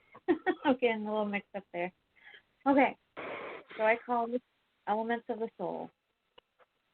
There's a virtuous throne among the valley of shadows, a brook of heart and mind, once flourished, now speaks of the woven beauty of horror. Strayed in wilted petals of death, neared paralysis, brought delicate numbness, a formality blanketed with disconnection, whispers of black stillness and a cloaked fog of comfort. The ceremonious rite walks alone, sings hymns of beatitude, prospect of thinking for oneself, obliterated, for time is a thief with all it takes. Whispered attentions of sound waves plays against the human consciousness, cold to the echoing wind seeking souls. The requiem of life speaks of disintegration. The gentle howl is soundless in a wisp of eternity, not knowing the destruction it holds. It goes quietly into the good night on the wings of despair. There's a virtuous dwelling among the valley of shadows. The ceremonious rite walks alone, whispered tensions of sound waves. The gentle howl is soundless in a wisp of eternity. Sad endings doesn't mean that the beginning wasn't beautiful. Season's slavery gives perpetual autumn. Remembrances of beauty in what was given is a formality in the transformation of time. Second in life, become the vaulted corner of critique betrayed. As order life commands, this is how it should be. I must go in, for the fog is rising. I'm going home. End point. Excellent. Excellent, right, hon. First off, something I told you the other day, the first stanza in this, to me, I'm not going to read the whole thing, but to me that first stanza totally describes you. I know, and I how? How? Yeah. You personified yourself in a way. Yeah, I'll explain that to you later. Okay. But I really like this. I like the how you wove the quotes, how you wove your words around the quotes and made them your own. This is just a beautiful write, and I like the way you ended it too, using her last words, and then of course, I'm Going Home, the song that you like so much from the Rocky Horror Picture Show. Because it's also a song about death. Yes, it is. He's going home. Yep. So yeah, this was just great. Let's get a comment from Randy. Yes. Yes, me. Okay. In a way, I just said it. I just said, I mean, cut you real quick, Stephen. I said it's like you personified yourself. Mm-hmm. That's the best way I can put it. Oh, I didn't realize that's what I was doing. Isn't that what we all do? Yeah. Excellent comment. And Joseph, I bet you want to comment. Oh, absolutely. I would be honored. I had left a comment for Kay today on this lovely gem of a poem that I believe Emily would indeed be proud to hear. Every stanza is full of great imagery and metaphors, and it's just, if you have to read it, you have to read it more than once, obviously, to get a really strong feel for it. But there's a section in one of Emily's poems where Kay touched on here, where I go quietly into that good night. And if I'm not mistaken, she followed that, but her follow-up line to that was, and I could be wrong, but I'm 80% sure, she said, I feel a funeral in my brain, and which is actually dark in a way. And maybe she saw that death was imminent for her, because she did in fact acquire a real what they called back then it was called Bright's disease, which was a serious kidney disorder, and I believe she knew she had that. She was diagnosed with it in 1884, and she died a couple of years later. So I mean, she may have wrote that particular poem in that time frame. And Kay, you touched on it brilliantly. And like I said, you are the abstract goddess of AP, and I appreciate reading it, and I loved hearing you read it. So great write, Kay. Thank you, Joseph. Yes, truly yes, my indeed. pleasure. Awesome comment. And Bella, would you like to comment? Yes, I do. The part when she said the structure is beautiful. I love those punctuations and I don't know, how do you call that swerving line, but I love that. So, but there's a virtuous, let me see. There's a virtuous dwelling among the valley of shadows, the ceremonious right walked along, whispered detentions of sound waves, the gentle howl is soundless in wistful eternity. I think I'm crack-lacking. But No. She chose, no? Okay, thank you. She chose, I must go in for the fog is rising. She described, when I was listening to her, I wasn't really reading. I was listening. When I was listening to her read, I just closed my eyes and I remembered my Nana. Because that part took me in, not of the word, just the word ceremonious or the virtuoso, but it reminded me of the time that I was imagining her soul detaching from her body, and for me, I keep on, if whenever I'm sad, I keep on doing that because it will tell me that just it's okay that people will go to a different track. So maybe when she said I'm going home, that ended my thinking, my deep thinking about death, because that is not always parting. It's not really parting. It's going home to where you belong, because your soul, your life isn't just borrowed soul. You have to return it in due time too. This is so beautiful, Kay. Yeah. Lovely reading, very deep. Thank you. Excellent comments. Wonderful. And Wonderful comment, Bella. Wonderful, beautiful comment, Bella. Thank you, Aisha. all right, Rome, we put your poem on the board. Yeah. Have I comment before? Sure, go ahead. Because that was amazing.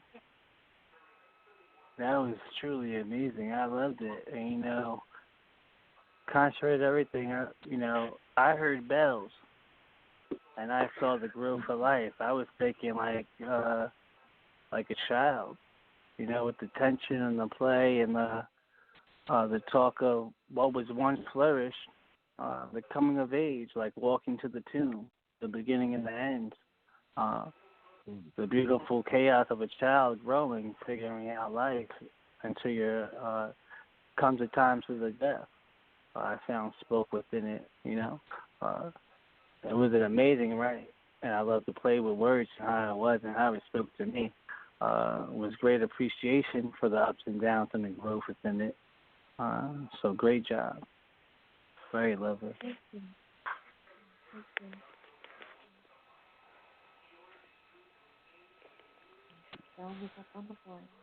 All right. Thank you. And I chose the same quote.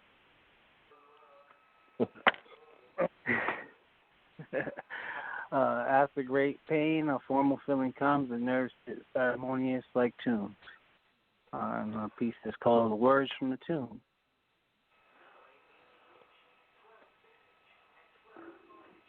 What is numb is in silence, yet nurtured and self-aware, sturdy and often blinded, voided of useless fear, accepted and surely doubted, contentment I was slowly dying, succumbed to uncertain dues, buried emotions tuned with the thought seated, held to jaw in his actions, blanks from the canvas, faces, thoughtless without a reason, frozen in such agreement, Dionysus let out what dies in me, crept out in the letters scripted, diaries at a mausoleum, prayed to the feathers flocked together, I took flight in the better learning, the lessons even my less had prospered, more to the fortifying was strengthened me, rather than mourn over the death of me, neglecting what's known was useless, now that I've grown, I'm suited to tailor the road and formally make my union, come to the close where truth is, and be comfortable, opening up enclosures.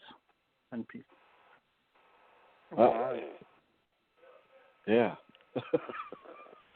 This is really cool. That's the part that I really liked. Let's see. The lessons, even my less had prospered, more to the fortifying, which strengthens me. That makes me think of like mistakes made, and you learn from the mistakes. Let's see. This is really cool. I like this a lot. You're right, awesome. Thank you. Thank you. Yeah, I had trouble writing for this, honestly, but I was right there.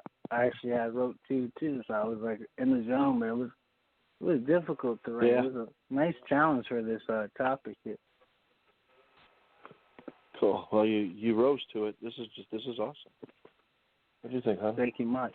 I have to agree with what you're saying, because certain lines, like the lesson, even my less had prospered, and you're talking about how it strengthened, and rather than mourn over the death of oneself, sorry, my cat, you've grown into who you were supposed to be. I love the way this reads all around, because the quote itself, you took it and you gave it its own meaning about life itself. Because I love how you start out as well. What's numb is in silence, yet nurtured and self-aware. This is awesome all around.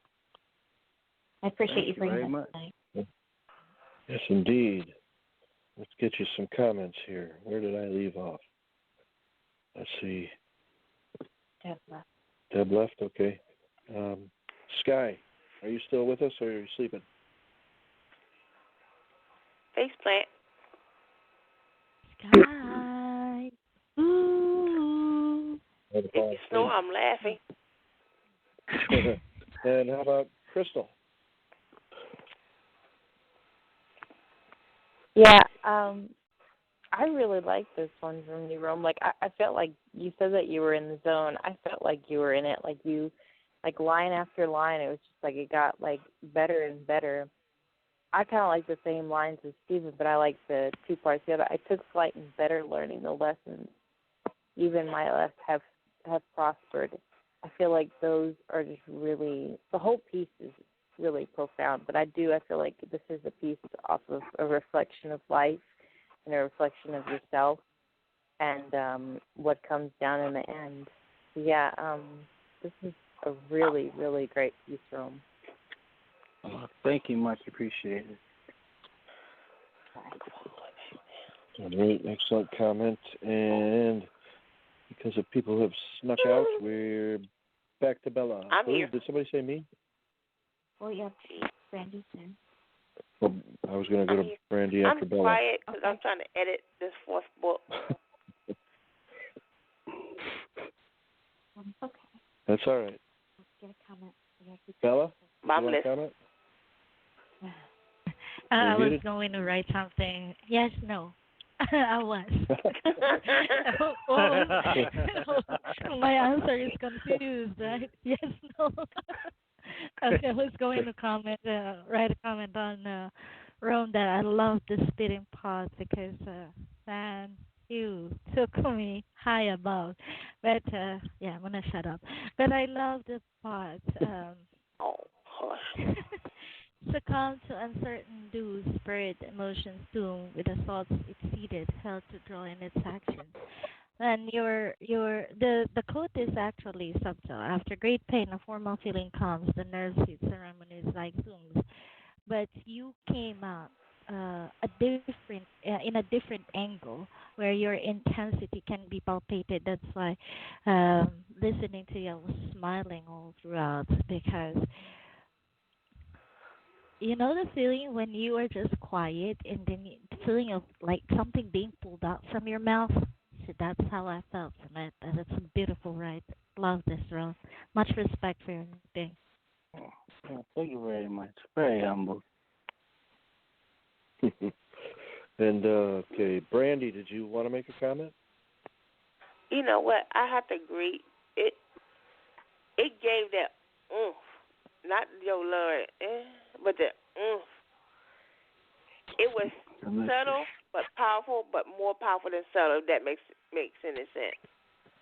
And that's always been your style of right now. I'm used to, Rose. Thank you. Much appreciated. Yeah. Okay, back to solitude now. All right. Yep, ready to move forward. Crystal, ready to read? Okay. I was a bit of a cheater with hers. I took 2 quotes instead of 1, but oh well. I really liked her work. I learned about her a lot in high school, and I liked her work. And I call this one Wandering in Winter's Wings. I wander, fresh pages blow, a venomous chill, words invoke in me, wondering what is real, from this ink I spill. Fire burns deep from black embers of charcoal. Will this swallow me whole, or engrave my empty soul? As I wander, I see pearl white feathers of a porcelain dove, hymns of hope, lullabies of love, written songs from above.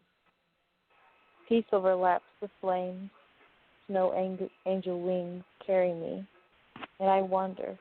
I know these words are poetry and poem.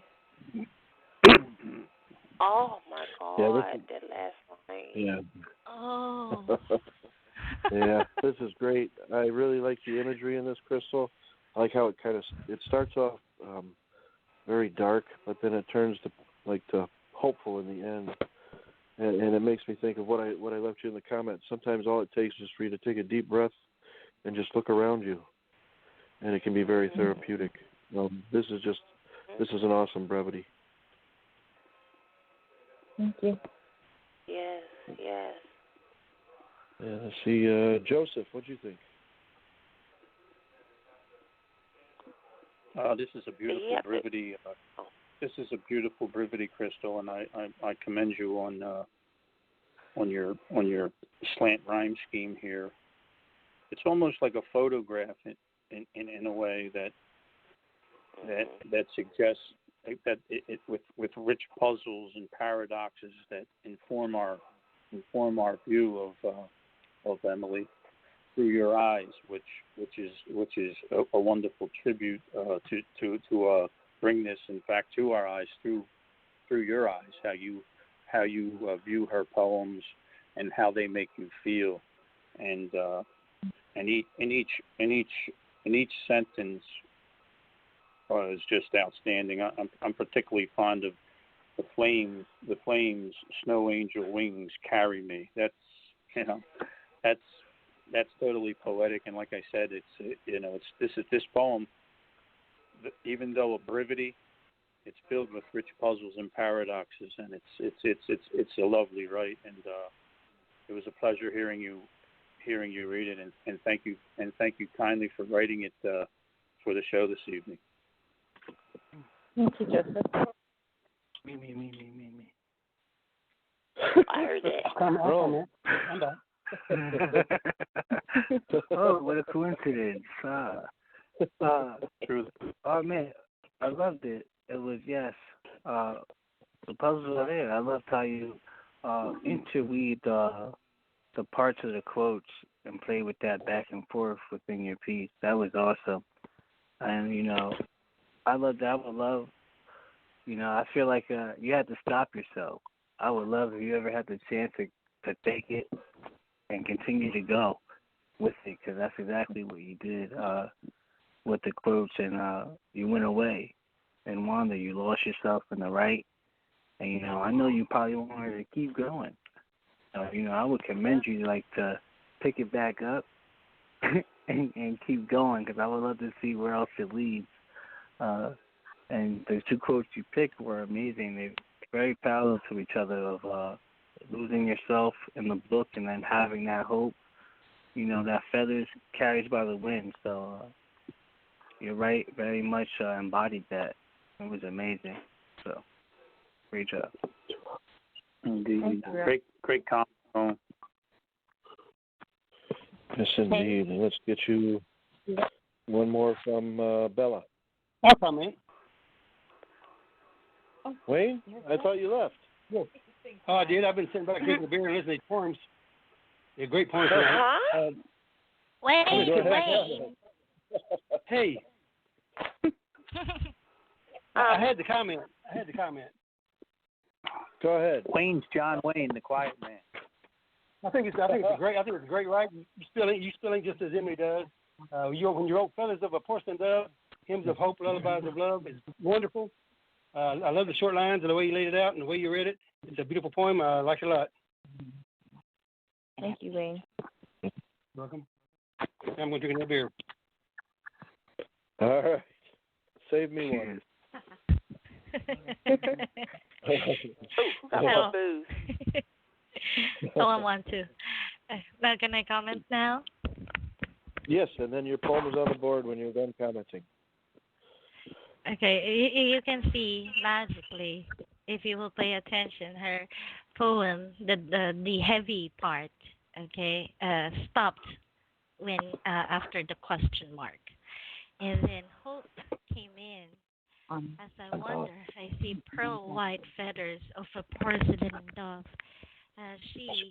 She always know how to turn around poems and put hope at the end part, because I don't know how to express, but damn, I just said damn, fucking that's good, and I'm sorry about my language. And I know these words are poetry. You ended it with such intensity, Hope, that you just took me away. I fell in love, and I'm in love. I love this one so much. I don't know what to say. Okay, my poem is up, and I'm so sorry about this one. I wrote this tribute for Judy, and I think this is the closest one that I got, and it matches the quote I forgot. I'm sorry, Kay, sister, but this is breath. What's the quote, brother? I closed my... I must go in because the fog is rising? Yeah, that's correct. That one. Breath. Breathe in, breathe out, breathe in. Clinging to the strand of hope, gasping the breath of life with all my might, with all my will, until there is nothing there left for me, until I am given reason to do so, until heaven forbids. Breathe out, allowing love to spread in the air until it reaches your loving lips, until you feel all my faith, holding on to the string of life, till the corners of my lips reaches my sight, with all of my strength, with all what is left, with all of my hope, with all of me, breathing, the only way I know to share me. As I gently blow my air in the wind, my spirit grows along with it, touching each soul who dearly cares, and I will blossom inside of you like a blown dandelion, giving out light, spreading love, lifting souls. Until when? Until angels hand me my wings, until there will be reasons to, until I can, with all my will, with all my might, with all that I am. Breathe in, breathe out. breathe in again, and boom. Yeah, this is just awesome, Bella. I'm not sure where to go with this. I'm looking at how I commented on it before. I was being goofy, so I don't want to be goofy this time because there's certain other things that I see. Yeah, as I was talking about how it sounds like you're doing breathing exercises, but no, this is that was her. The tribute was my muse was her last poem. I think breathe. okay. Yeah, all right. Her last word. But the one stanza that says, "Touching each soul who dearly cares, and I will blossom inside of you, like a blown dandelion, giving out light, spreading love, lifting souls." That makes me think of when a loved one passes on, how they live inside you, and can lift you up. I thought this was very, very, very profound. It's a beautiful rite. Thank you very much, brother. Thank you for the What you think? Yeah, I'm going to do two because I didn't comment on Crystal's either. So I'm going to comment on Crystal and then I'll comment on Bella. Sorry. And then we will move forward with the other comments. But Crystal, I wanted to say real quick that I did like your right because it definitely focused on the epitome of what a good book is. And as I said in my comment that, sometimes a good book you could feel all the way to your core with how it makes one feel and how it can move one. So I thought your right was amazing. And for Bella, I thought you're right. This was a beautiful tribute. I do remember this and the contest. I remember this very well. It's beautifully written. It's a beautiful tribute to life and to the poet herself. I like how you end when you speak of breathe in, breathe out, and then breathe in. All around, this is just a beautiful tribute to life itself. A great rite of respect as I see it. I appreciate you bringing this tonight. And we should welcome Oak. I was just going to say hello, Oak.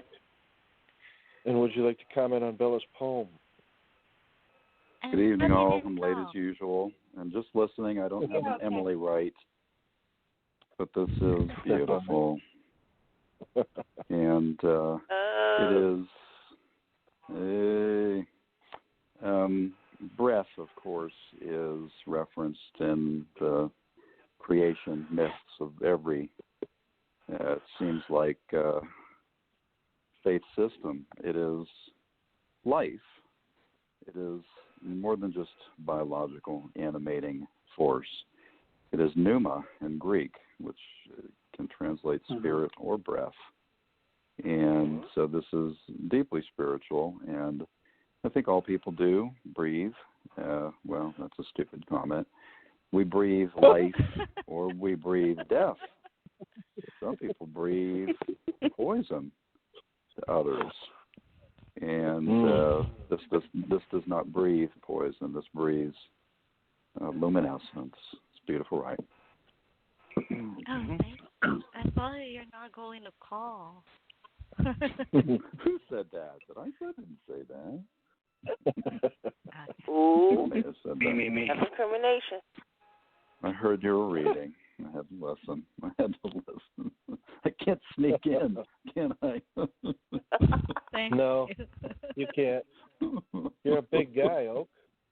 I'm hard to miss. I know, for 6'2", you can't sneak him in.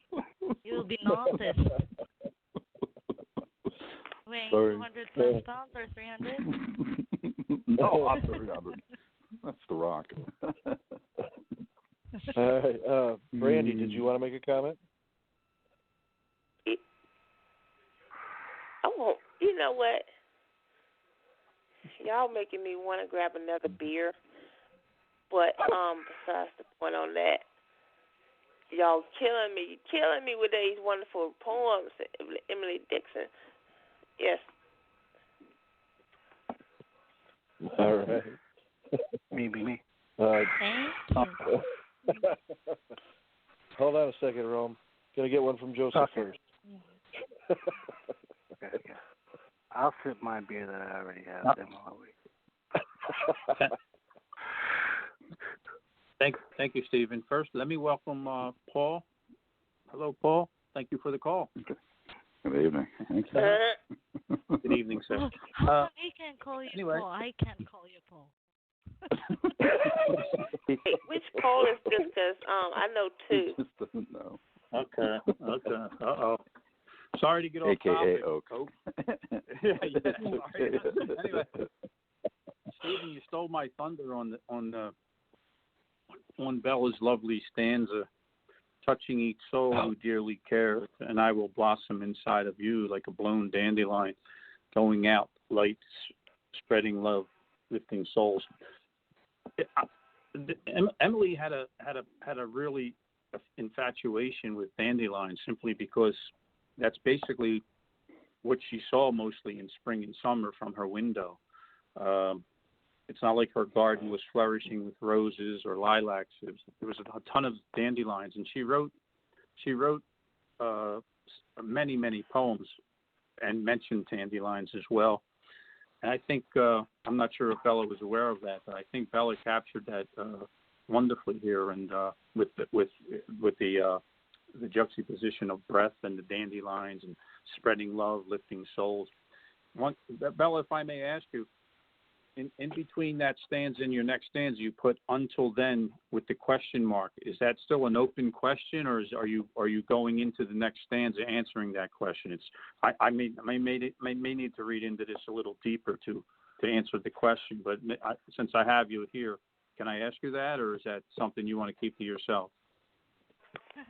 Actually, this one, it's a tribute for Judy, and then I placed myself here as well because I don't really write just one topic. Sometimes I incorporate a lot, and so people will not notice it. With the dandelion for me is the representation or symbolization of death, because that is dandelion is for. And then I said here, like a blown dandelion. So when you engulf them, because they're tiny particles, when you breathe, they lurk inside you and they stay inside your lungs. Until when? This one question is for me. Until when am I going to remain breathing? But I answered that. The next one, I answered this one for Judy. Until angels hand me my wings. So yeah. Asian Moon, you're deciphering me more. Wonderful. No, I love the right. But I was just really, I was really curious of the question mark, because I mean, I didn't see any question marks anywhere else, and then you followed up that wonderful stanza, obviously with the query, and then a wonderful closing. Then a wonderful stanza and your eloquent closing line, 3 lines of breathe in, breathe out, breathe in.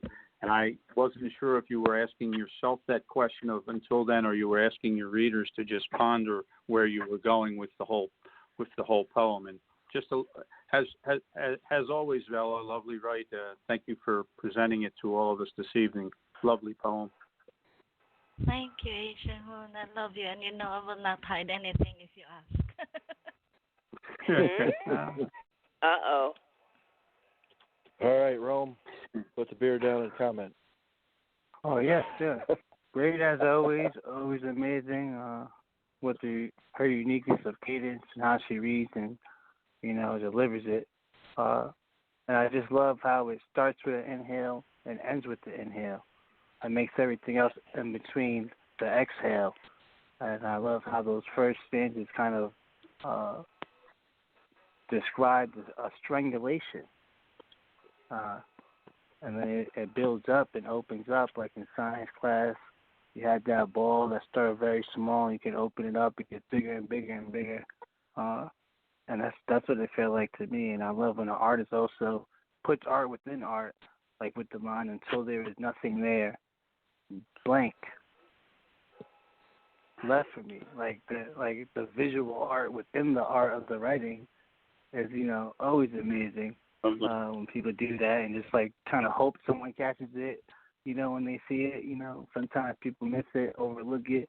But it's like art within art. The vision of what you just said is there for you to see. The blank for you to put whatever is your nothingness or whatever, you miss is empty and so great. Right, amazing. Thank you. The breathe in, breathe out. Actually, last one. Sorry, the breathe in. When you or when the person is almost dying, they start with breathe in, and then doesn't end with breathing out, but ends in breathing in. So that's life. I watch people die because I was in NICU and ICU nurse before, and I noticed that they don't breathe out. That's their last breath, which is breathing in. So when I write, I close my eyes and I mimic them. So that's crazy. That way, I'm sorry, Rome. I love you. That's all. Very nice. No, great. Yeah, I didn't think about that like that. Shit. It can't be out. You're dead now. Great job. Okay. How about we were paying tribute to Emily Dickinson for writing these a flickering lantern. Bella writes with her eyes closed. That's impressive.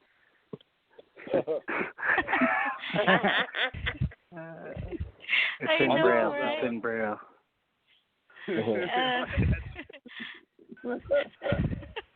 Lovely, Bella. All right, we're gonna move on ahead. I'm gonna read mine. I just dropped it in the room. I wrote to the quote, "I'm nobody. Who are you?"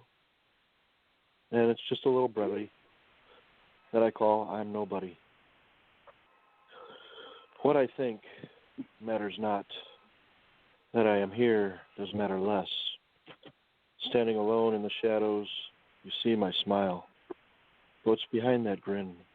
A thunderstorm, a blizzard, fog. Nothing you would want to know, because I know. End poem. Yeah. As I told you and to others, you say well, yeah. But as I say to anybody, it is.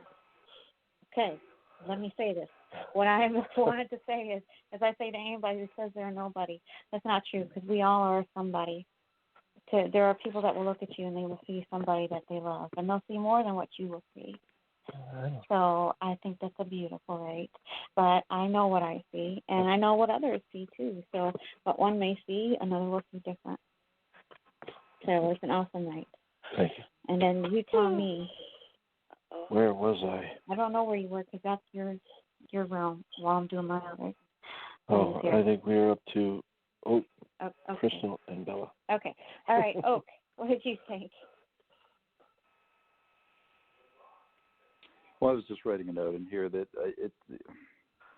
I am not familiar enough with Emily Dickinson's life. I just know that she, wrote with depth and in privacy, with it not being shared, I believe, until her passing and her writing was discovered. And so it would seem that she might have, well embodied the feeling it seems that you capture here, Stephen, and I was starting to write a note in your poem saying, we may feel invisible to others at times, and everyone gets so busy and focused and blinders on and tunnel vision, and what do they say, the busiest of the most populated cities are sometimes filled with the most lonely people. You can have people all around you and still not have any kind of real meaningful connection with others around you, and so it seems like that is what kind of is intimated here, while of course there's a lot going on beneath the surface of, I suspect, just about everybody, and it's just to brave the venture of trying to make those connections. Then it does take bravery. It's not just do it. Well, easier said than done. So it was brevity that had a lot in it. Thank you, brother. Crystal, what do you think? I remember this is the main, anytime I see this quote, I always remember that it's Emily Dickinson, because that was the one I remember from her. And when I saw yours that you had written to it and stuff, and I opened it up, and I did not expect a brevity at all. And when I read it, I was like that is what you call a brevity. Like, you stick so much in just a few words. Like, I did not expect any of it. And you just ended it with, like, such power that I just didn't expect. Like, I love that what's behind that grin. A thunderstorm, a blizzard, fog. And a lot of the times, yeah, we hide.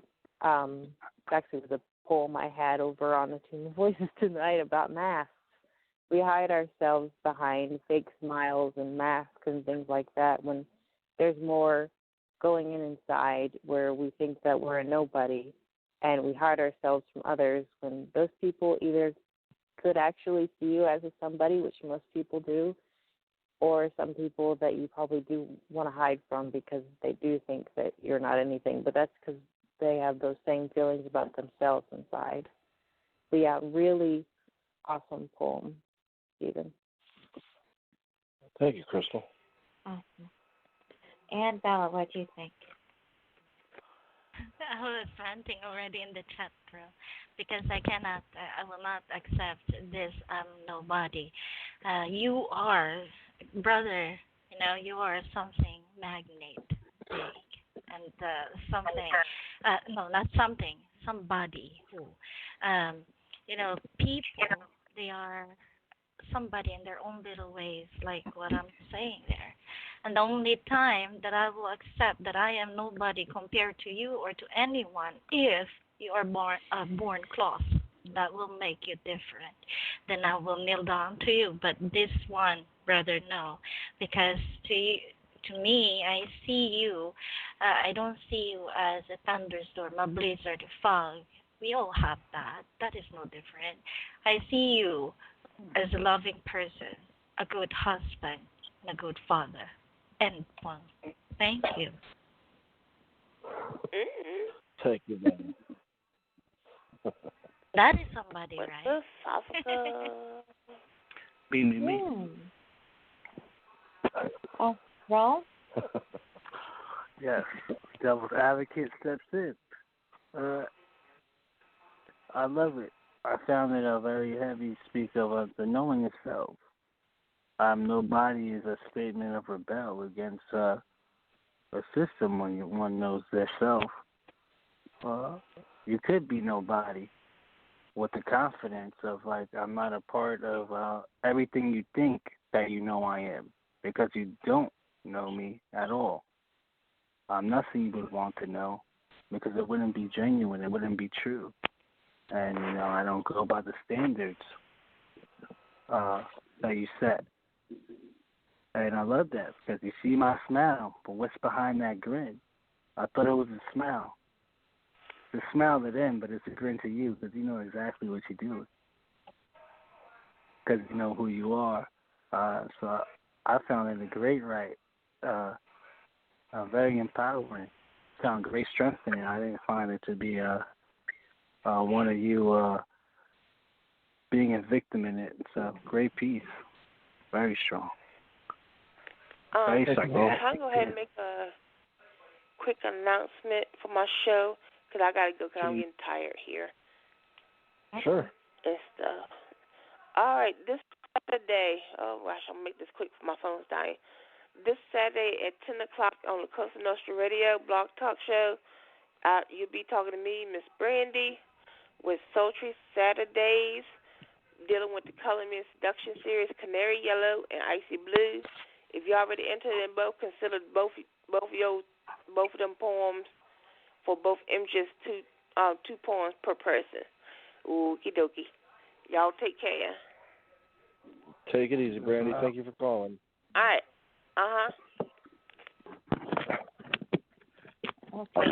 What I'm going to do real quick is before I move forward, because actually anybody who is actually listening, the studio will close them out, so they cannot listen unless they listen to the replay. So I want to say thank you to my acknowledgments now, because we actually had a lot of rights tonight, and I'm rolling over. I'm going to read 3 more, and then I'm going to roll the other 3 over for tomorrow because they fit very well for tomorrow's topic. So I do want to say for the callers that called in, I want to say thank you to Sky, Sweet Pea, Wayne, Joseph, Brandy, Becky, Bella, Deb, Crystal, Rome, and Oak. And then, of course, on the board that we also read from was Jeff Brand. And how do you say her name? I think it's Siba Billy. Okay. And we read from Sonia 3902Z. And we are going to be reading from Heavenly Angel, Mindful, and A. Shanowski. And then, of course, on the boards throughout this evening, Dan was there, SLR, A313, and Everyone One. Yeah, did I get it right? Yeah, everybody. Okay, and I just want to say before the studio closes our listeners out that next week for the Poetic Inklings, we're doing something a little different. Do you want to say what that's going to be about? Famous last words. Yeah. Just a line from Emily Dickinson made us think that we could do a show on this. So we are going to do famous last words for next Inklings. Yeah, because we came across a website that says like, yeah. Yeah. Was that to read a piece? I'm sorry? You say you wanted me to read a piece? Oh, well, I was going to read this one, and if you want, then the next one I drop down, you can read for us. Yeah. Oh, that would be helpful. Yeah, sure, no problem. Okay. Okay, this was also from the contest, and this is from Heavenly Angel, and what is the quote? That was used. Where did it go? Okay, there was a few. Forever is composed of nows. Morning without you is a dwindled dawn. And it goes like this. Let's begin right now. I'm lost without your love. Life without you isn't worth the trouble. Worth the trouble of. I'm as helpless as a ship without a wheel, a touch without a feel. I can't believe it's real. Tonight I'll find you in my dreams, and tomorrow I'll wake up and have to feel you fade away. And that's the way it goes, it seems. Tears filled with pain, and they fall like rain. Constant reminders every day. Without your love, the sky is green. Without your love, I'm waiting on the sunshine. Without your love, every hour is the darkest time of day. Hold me till the morning comes. Until I see your smile, take all sadness from your eyes. Hold me till the morning sun. Let me stay where we've just begun. I want to stay with you. Well, shall we start? A tender world that we can share, and if we believe in time, we will get there. Look at us now, wanting more than words can say, both fallen in love, but this time, all the way. Anytime you need a friend, baby, I will be there, the one that you want. And if you're ever down and out, I will be there, picking you up. And you can lean on me anytime, baby. For anything you want and need, oh, I don't need a reason, memory, or a season. It's longer than always could be, and further than the eyes can see. Our forever can begin right now. End poem. Excellent read, hon. And I thought this was great. Of course, Heavenly Angel, she's just amazing when it comes to writing love poems, and this poem was filled with so much love and longing, though. There was also some longing in there, too, I thought. But she did very well to the quotes. I thought this was excellent. What did you think, hon?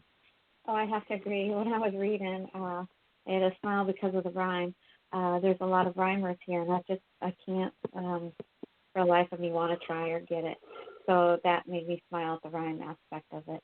But, yeah, the words of love, they are spoken very beautifully. And as you said, too, the desire of longing for that one person who makes them feel a special way. It's a beautiful right. Yes, indeed. And where was I? Randy left. Yes. Joseph. Can you pass on me, Stephen? I have to go over this real quick. Just give me a minute. Sure. Thank you. I know Sky's asleep, so I was looking to see if I was mute. I'm sorry. This you said it wrong. Heavenly Angel does write such consistently, such lovely, sweet, endearing, heartfelt poems, and part of why I didn't even attempt, with apologies, to write for the Emily Dickinson shows because I'm very unfamiliar with Emily Dickinson. And I am just looking now at the quotes that she chose. Forever is composed of nows, and as you said, both that and Morning Without You is dwindled dawn. It seems like she captured very well. And so, pardon if I speak from ignorance, I had the impression that Emily Dickinson was kind of reclusive and never married or didn't have romantic interests, and so it sounds like if completely different than Angel's life in reality, and she is so writing from her reality and on those poems. And it makes me wonder, just looking at this Dickinson quote, "Morning without you is a dwindled dawn." If she didn't pine, I often wondered. I wonder if Emily Dickinson ever met Henry David Thoreau, if they would have hit it off, because Thoreau also, and I studied and read extensively. Thoreau's one of my favorites, not just for his writing, but for his being a kind of founder of Western existentialism, if you will, and his naturalism.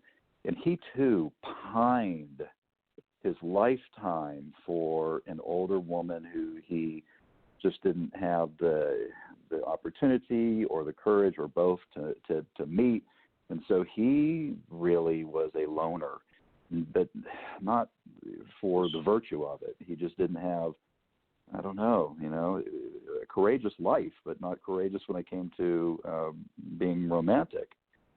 And I thought that Dickinson was along the same lines, and so this kind of it's interesting. It almost reminds me of Thoreau. This morning without you is dwindled dawn. Sounds like pining. I've taken up more than my time. I'm sorry. Great comments. That's all right, Oak. Excellent comment. Yeah, and Rome, what did you think? Thought it was great. Once again, inspired. I like how she took the quotes and had the turnaround. Had the uniqueness touch of their own style. It was great. It made me feel bubbly, so it was a great level. And I felt like I was watching one of those Korean Netflix shows, especially with the picture point. So I definitely like that. Taking it and making your own story about something that could go like the daunting darkness of it, but turning into something different. I found amazing. And I love the vulnerability in the writing and the honesty of it, which made it that much more realer. So it was a great piece. Excellent comment. And Crystal. Yeah. Let me get myself off mute. Yeah, I think I said it last night on my show. Whenever you just need to read like something romantic or something full of love, just read Heavenly Angel. Like her writes are always about that, and they're always real.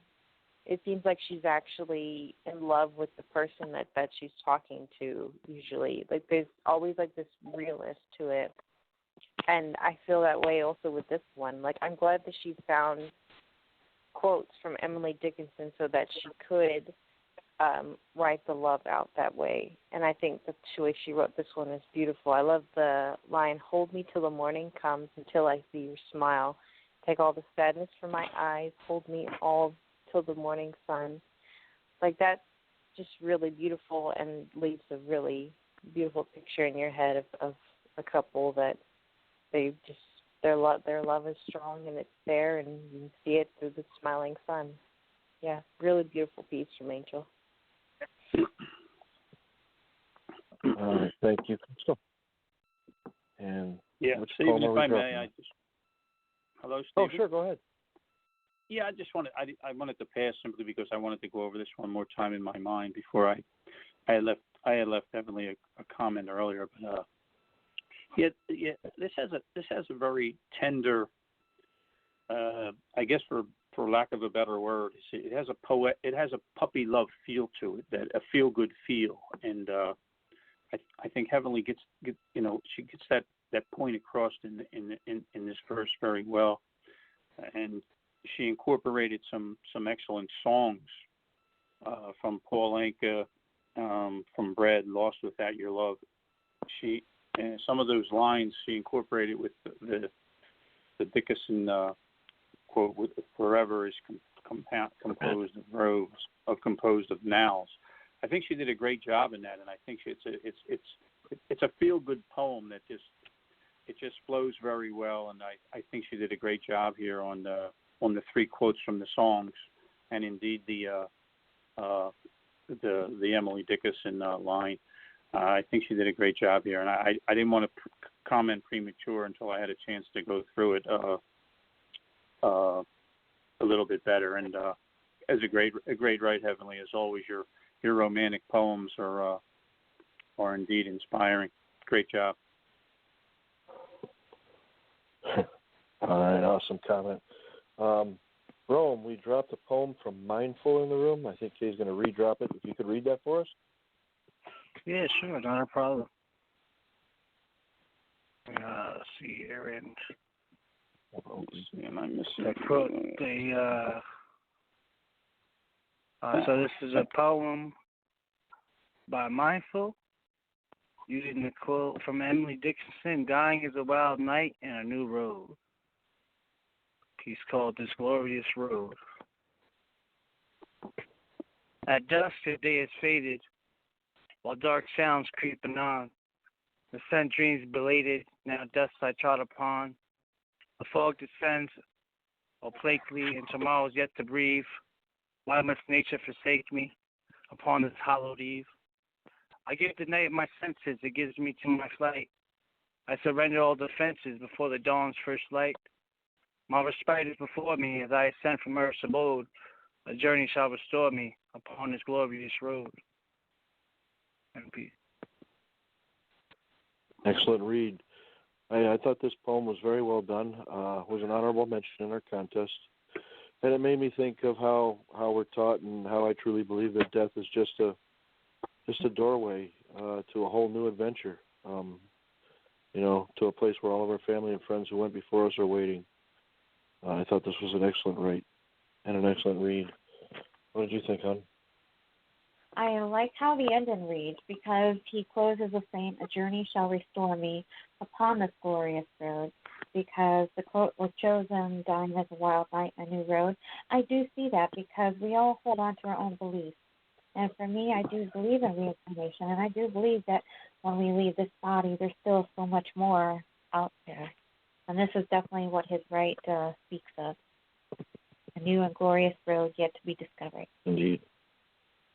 All right, let's get some comments. Well, Rome, you read it. What did you think? I loved it. I loved, even though it seems to have giving you the feel of knowing where it's going and where it's leading, I love how it still feels like there's a question where you want to know more, and leaves it open, even in what seems to be an ending. The description is very nice, and how it captures a moment and the emotion of the situation. And I like how it has a nice balance of not being, doesn't make you feel so bad or so sad. It's like it's a calmness to it. It's like the calm before the storm type of feeling. So I felt reading it. So I found it to be a very amazing piece. Very nice write. Well put together. It was a great job. Indeed. Yes. Thank you for the comment. And Bella, what did you think? I like. Thank you very much for reading, Rue. No, I'm crack-a-lacking. Because I'm having fun in the chat room. Okay, so I love.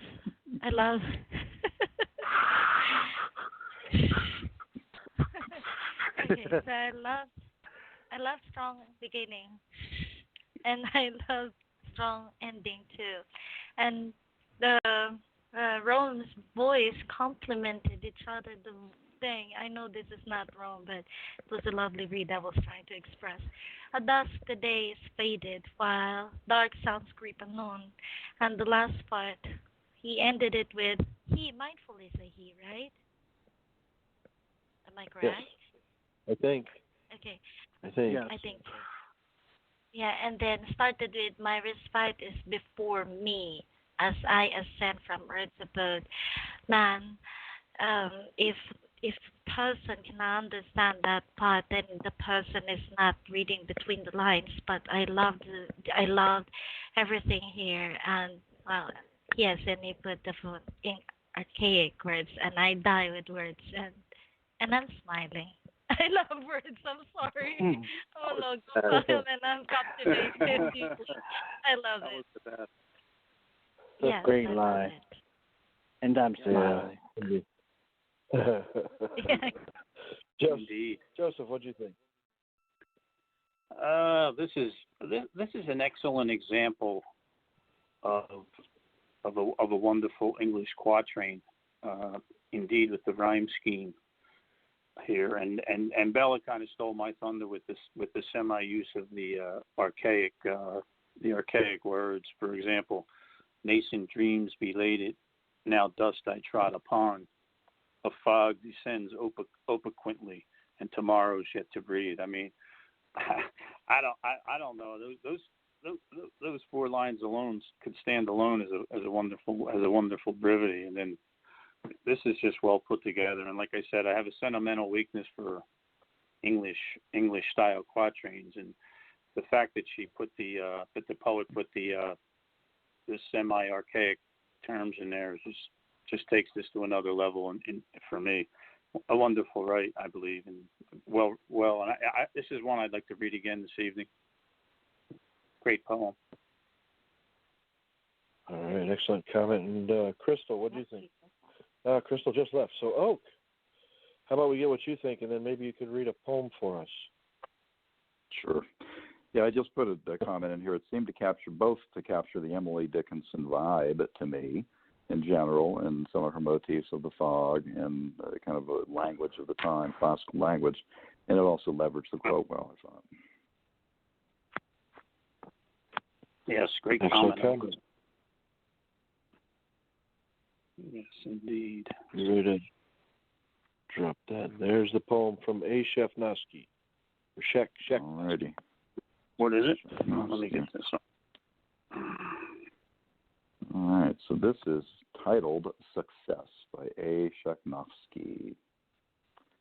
Those who trust in Lady Luck will often fail and come unstuck, for she's as fickle as can be, a woman with no loyalty. But those who truly believe in what they want to achieve should surely all take heed of what it takes to succeed. Success is the precious prize for those who realize that this is the compensation for hard work and dedication. And those who lack true grit, who just give up and quit, have no one else to blame for losing in life's game. End poem. And the quote is, luck is not chance, it's toil. Fortune's expensive smile is earned. Oh my God, that's a Thoreau sentiment too. Hard work and toil. Yeah, these guys how about that? They were kindred spirits, man. They were soulmates. They should have had Tinder back then, for crying out loud. Or, I mean, some other service. I don't know. We love that word phrase, kindred spirits. I like it. Yeah, they were. Yeah. They were kindred spirits. Yeah. So I commented on this poem when I read it when I judged the contest. I said no truer words were spoken. The only way to reach your goals is through hard work and dedication. You know, laying around for things, waiting for them to just happen, the only thing that'll happen is you'll gain weight. Yeah, this is awesome. There's so many times I've told people, being a boss, that you want something, you got to work for it. You can't just sit around and expect it to happen, and that's pretty much what this poem says in a nutshell. What did you think, hon? Well, I have to agree with you because I like how this reads. It is so very true that in life, even though it sucks, you have to put in the time, you have to put in the effort. If you are serious and you are determined, then you got to work your ass off for it, and you got to work hard, and you got to know the meaning of what work means, and dedication and devotion, because if you don't, then you ain't going to go far. Yep. The right itself, it definitely speaks to me because there are some people that would say that Kay's a horrible person and that it is Kay's fault for everything in life. But hey, look at yourself. Look at what you bring before you talk. That's what I always have to say. Yeah. But yeah, I like his right because it all boils down to work. And it is a lot of work. But if it's something that's important to you, go for it. Yep. And work. Yeah, work is a bad word, but it's necessary, unfortunately.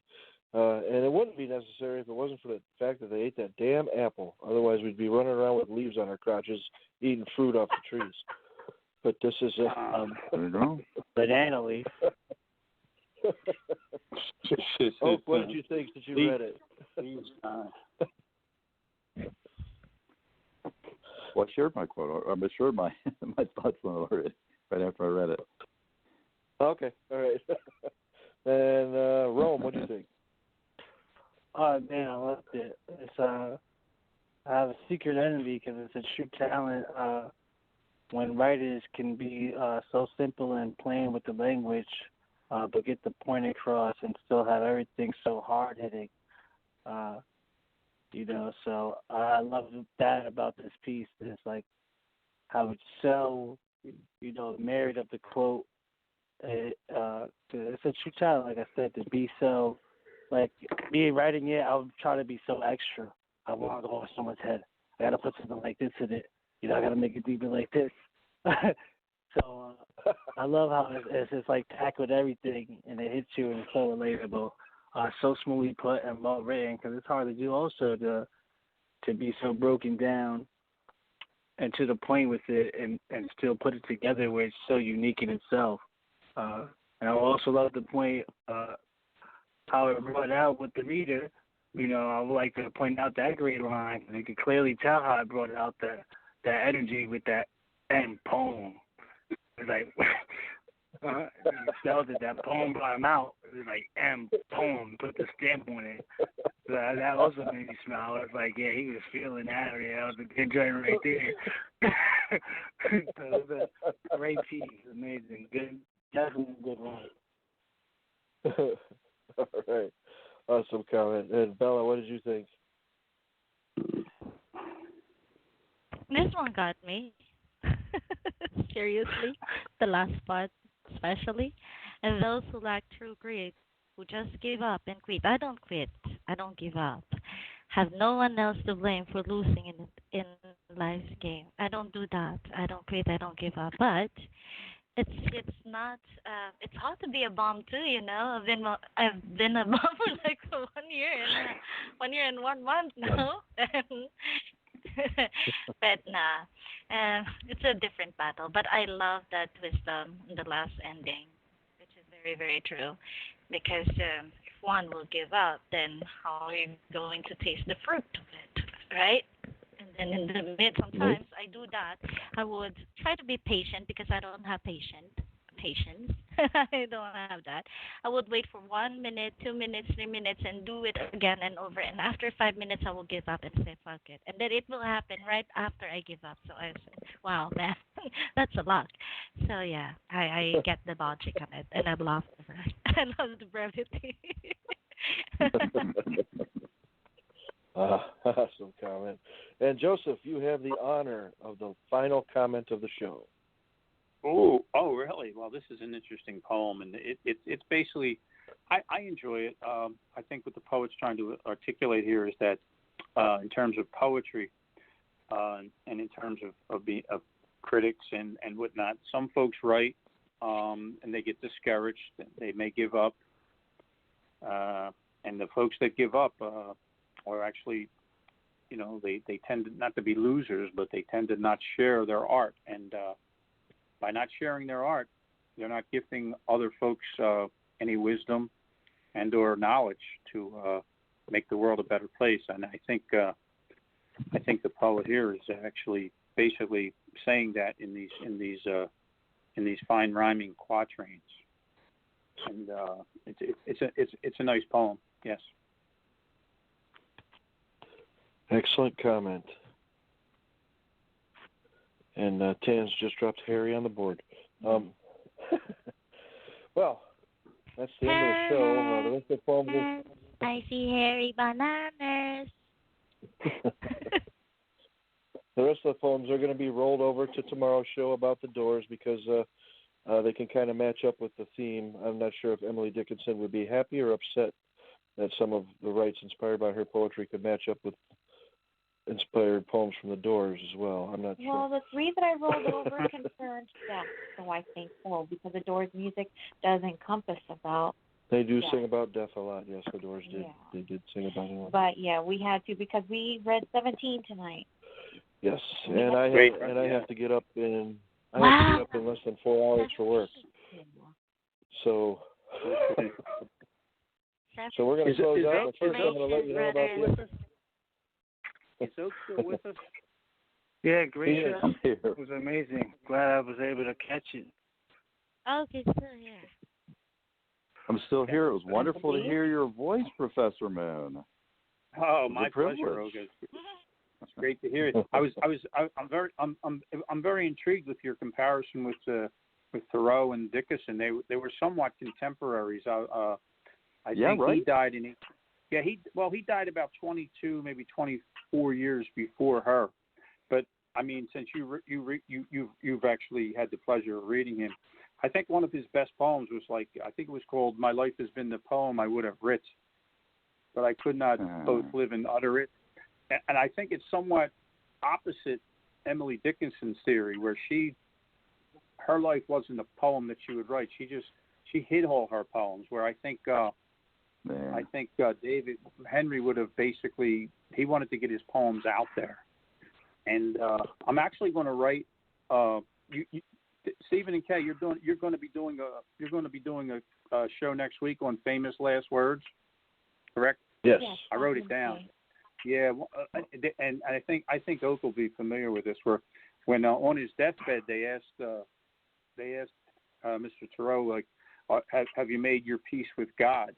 And if I'm not mistaken, he said, I have no quarrels with God. And then I'm not sure how much longer he died after that. But I actually think that's an outstanding last line. I'm actually going to try to write to that if I can come up with something.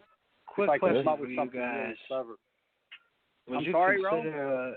A quick question. Would you consider Dickinson more of almost a diary in her writes, being she was so recluse? And almost like an observation or imagination of what she wanted things to be, because it was everything she wasn't, being so outside of everything going on around her. Yeah. Who did you pose the question to the board, Aaron? Well, no. I have something for you, Asian Moon. She was clearly a recluse, and I'm not sure she ever thought her poems would ever be read by the world. That's what I mean. Can you consider it like a diary, more or less, then? I think she was writing a lot to herself, and I think there's just an interesting. This is an interesting thing about her. Like you said, in her lifetime, only I think there was only.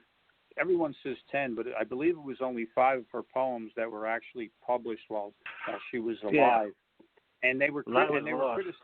And they were criticized simply because a lot of the critics said when you read Emily Dickinson's poem, you have to have a dictionary on your desk, and no one wants to have to look up words. So she was basically a true Wordsworthian, if that's the proper term.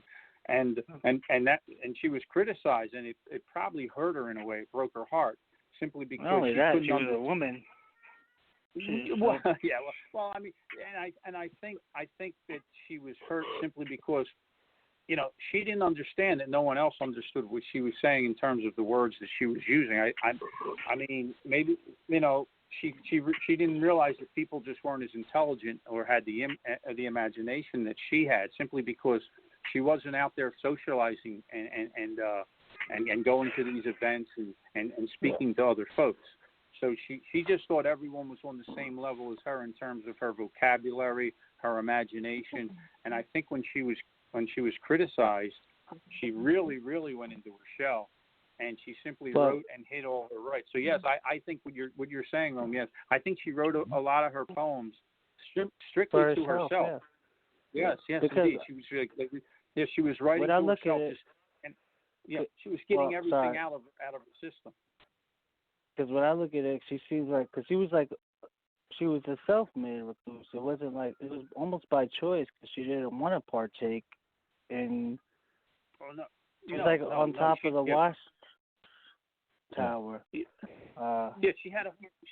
just had a hard time socializing with folks, especially in that Victorian time frame. I think if she you was think just about it, waiting. can you even say though? Was it a hard time, or was it like a self-aware choice of like not wanting to partake in foolishness? Well, like people think she was indeed a recluse, but over her time frame in her home, she had many visitors in and out of her home. Her father was a very influential attorney at the time. He was what they would call back then a man of letters, and I believe her sister, may not be pronouncing the name properly. I believe it was Lavidia. She was also somewhat of a she was more of a socialite.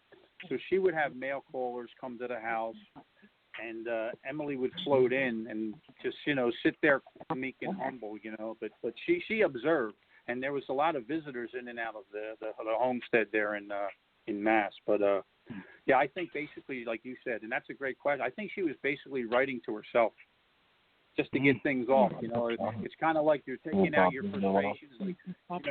You're like men might work out or whatever we do, and I think her stress, to relieve her stress, she just wrote, and she wrote. This is an amazing show.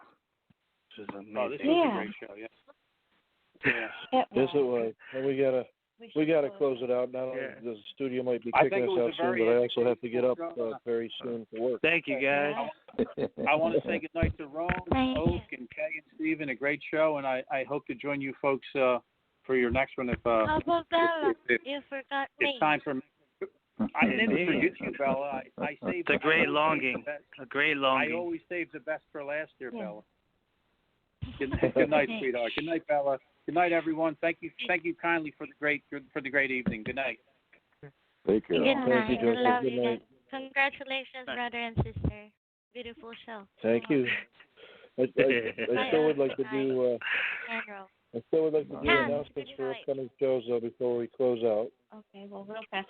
I'll do it real fast. Tomorrow night, 7 p.m. Eastern, The Doors, poems written to the Doors. This Saturday, Sky Dark Home Show, storyboards, Shades of Night. There's a contest for that, Volume 2. Next Tuesday is Mortuary of Shadows. It's Season 2 of American Horror Story. The contest is up. We found 26 awesome quotes from that, because we binge watched the whole season 2 in one night. Yeah. And then, of course, next Wednesday, as we said on Inklings, it will be Famous Last Words. Yes. And that's all. And that is all for now. That'll do. That'll do, donkey. That'll do. I'm waiting for the contest. Famous last words. Yeah. Famous dictionary. Yeah. The last word in the dictionary, I think, starts with a Z. All right. You're gonna kill it, brother. Oh my. Oh man. Bye-bye. Bye-bye. Okay. All right, play us out, hon. Okay, what time do you want me to hit? All right, good. Yeah. Okay. Good night, Ron. Good night, everybody. Have a good one, man. King Sarcasm. Right. Have a great night.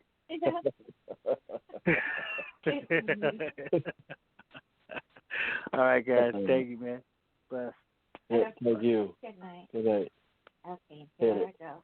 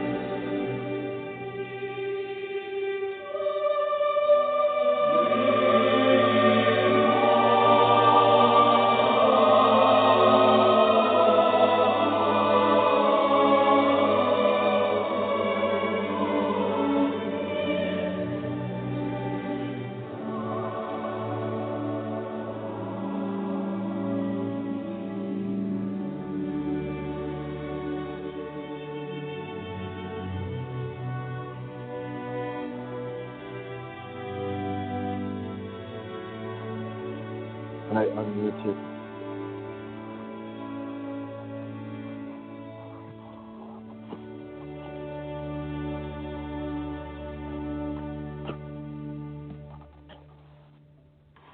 And that's our show. Thank you. Thank you. Thank you. Thank you. Thank you very much. Thank you. Thank you. No encores. No encores.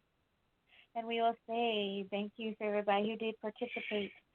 Sky's sleeping. Yeah, I know. She fell asleep on us.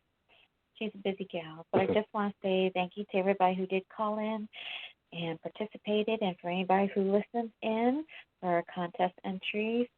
Thank you for participating, and we hope to see more participation from everybody, and we hope you enjoyed the show tonight. Yep.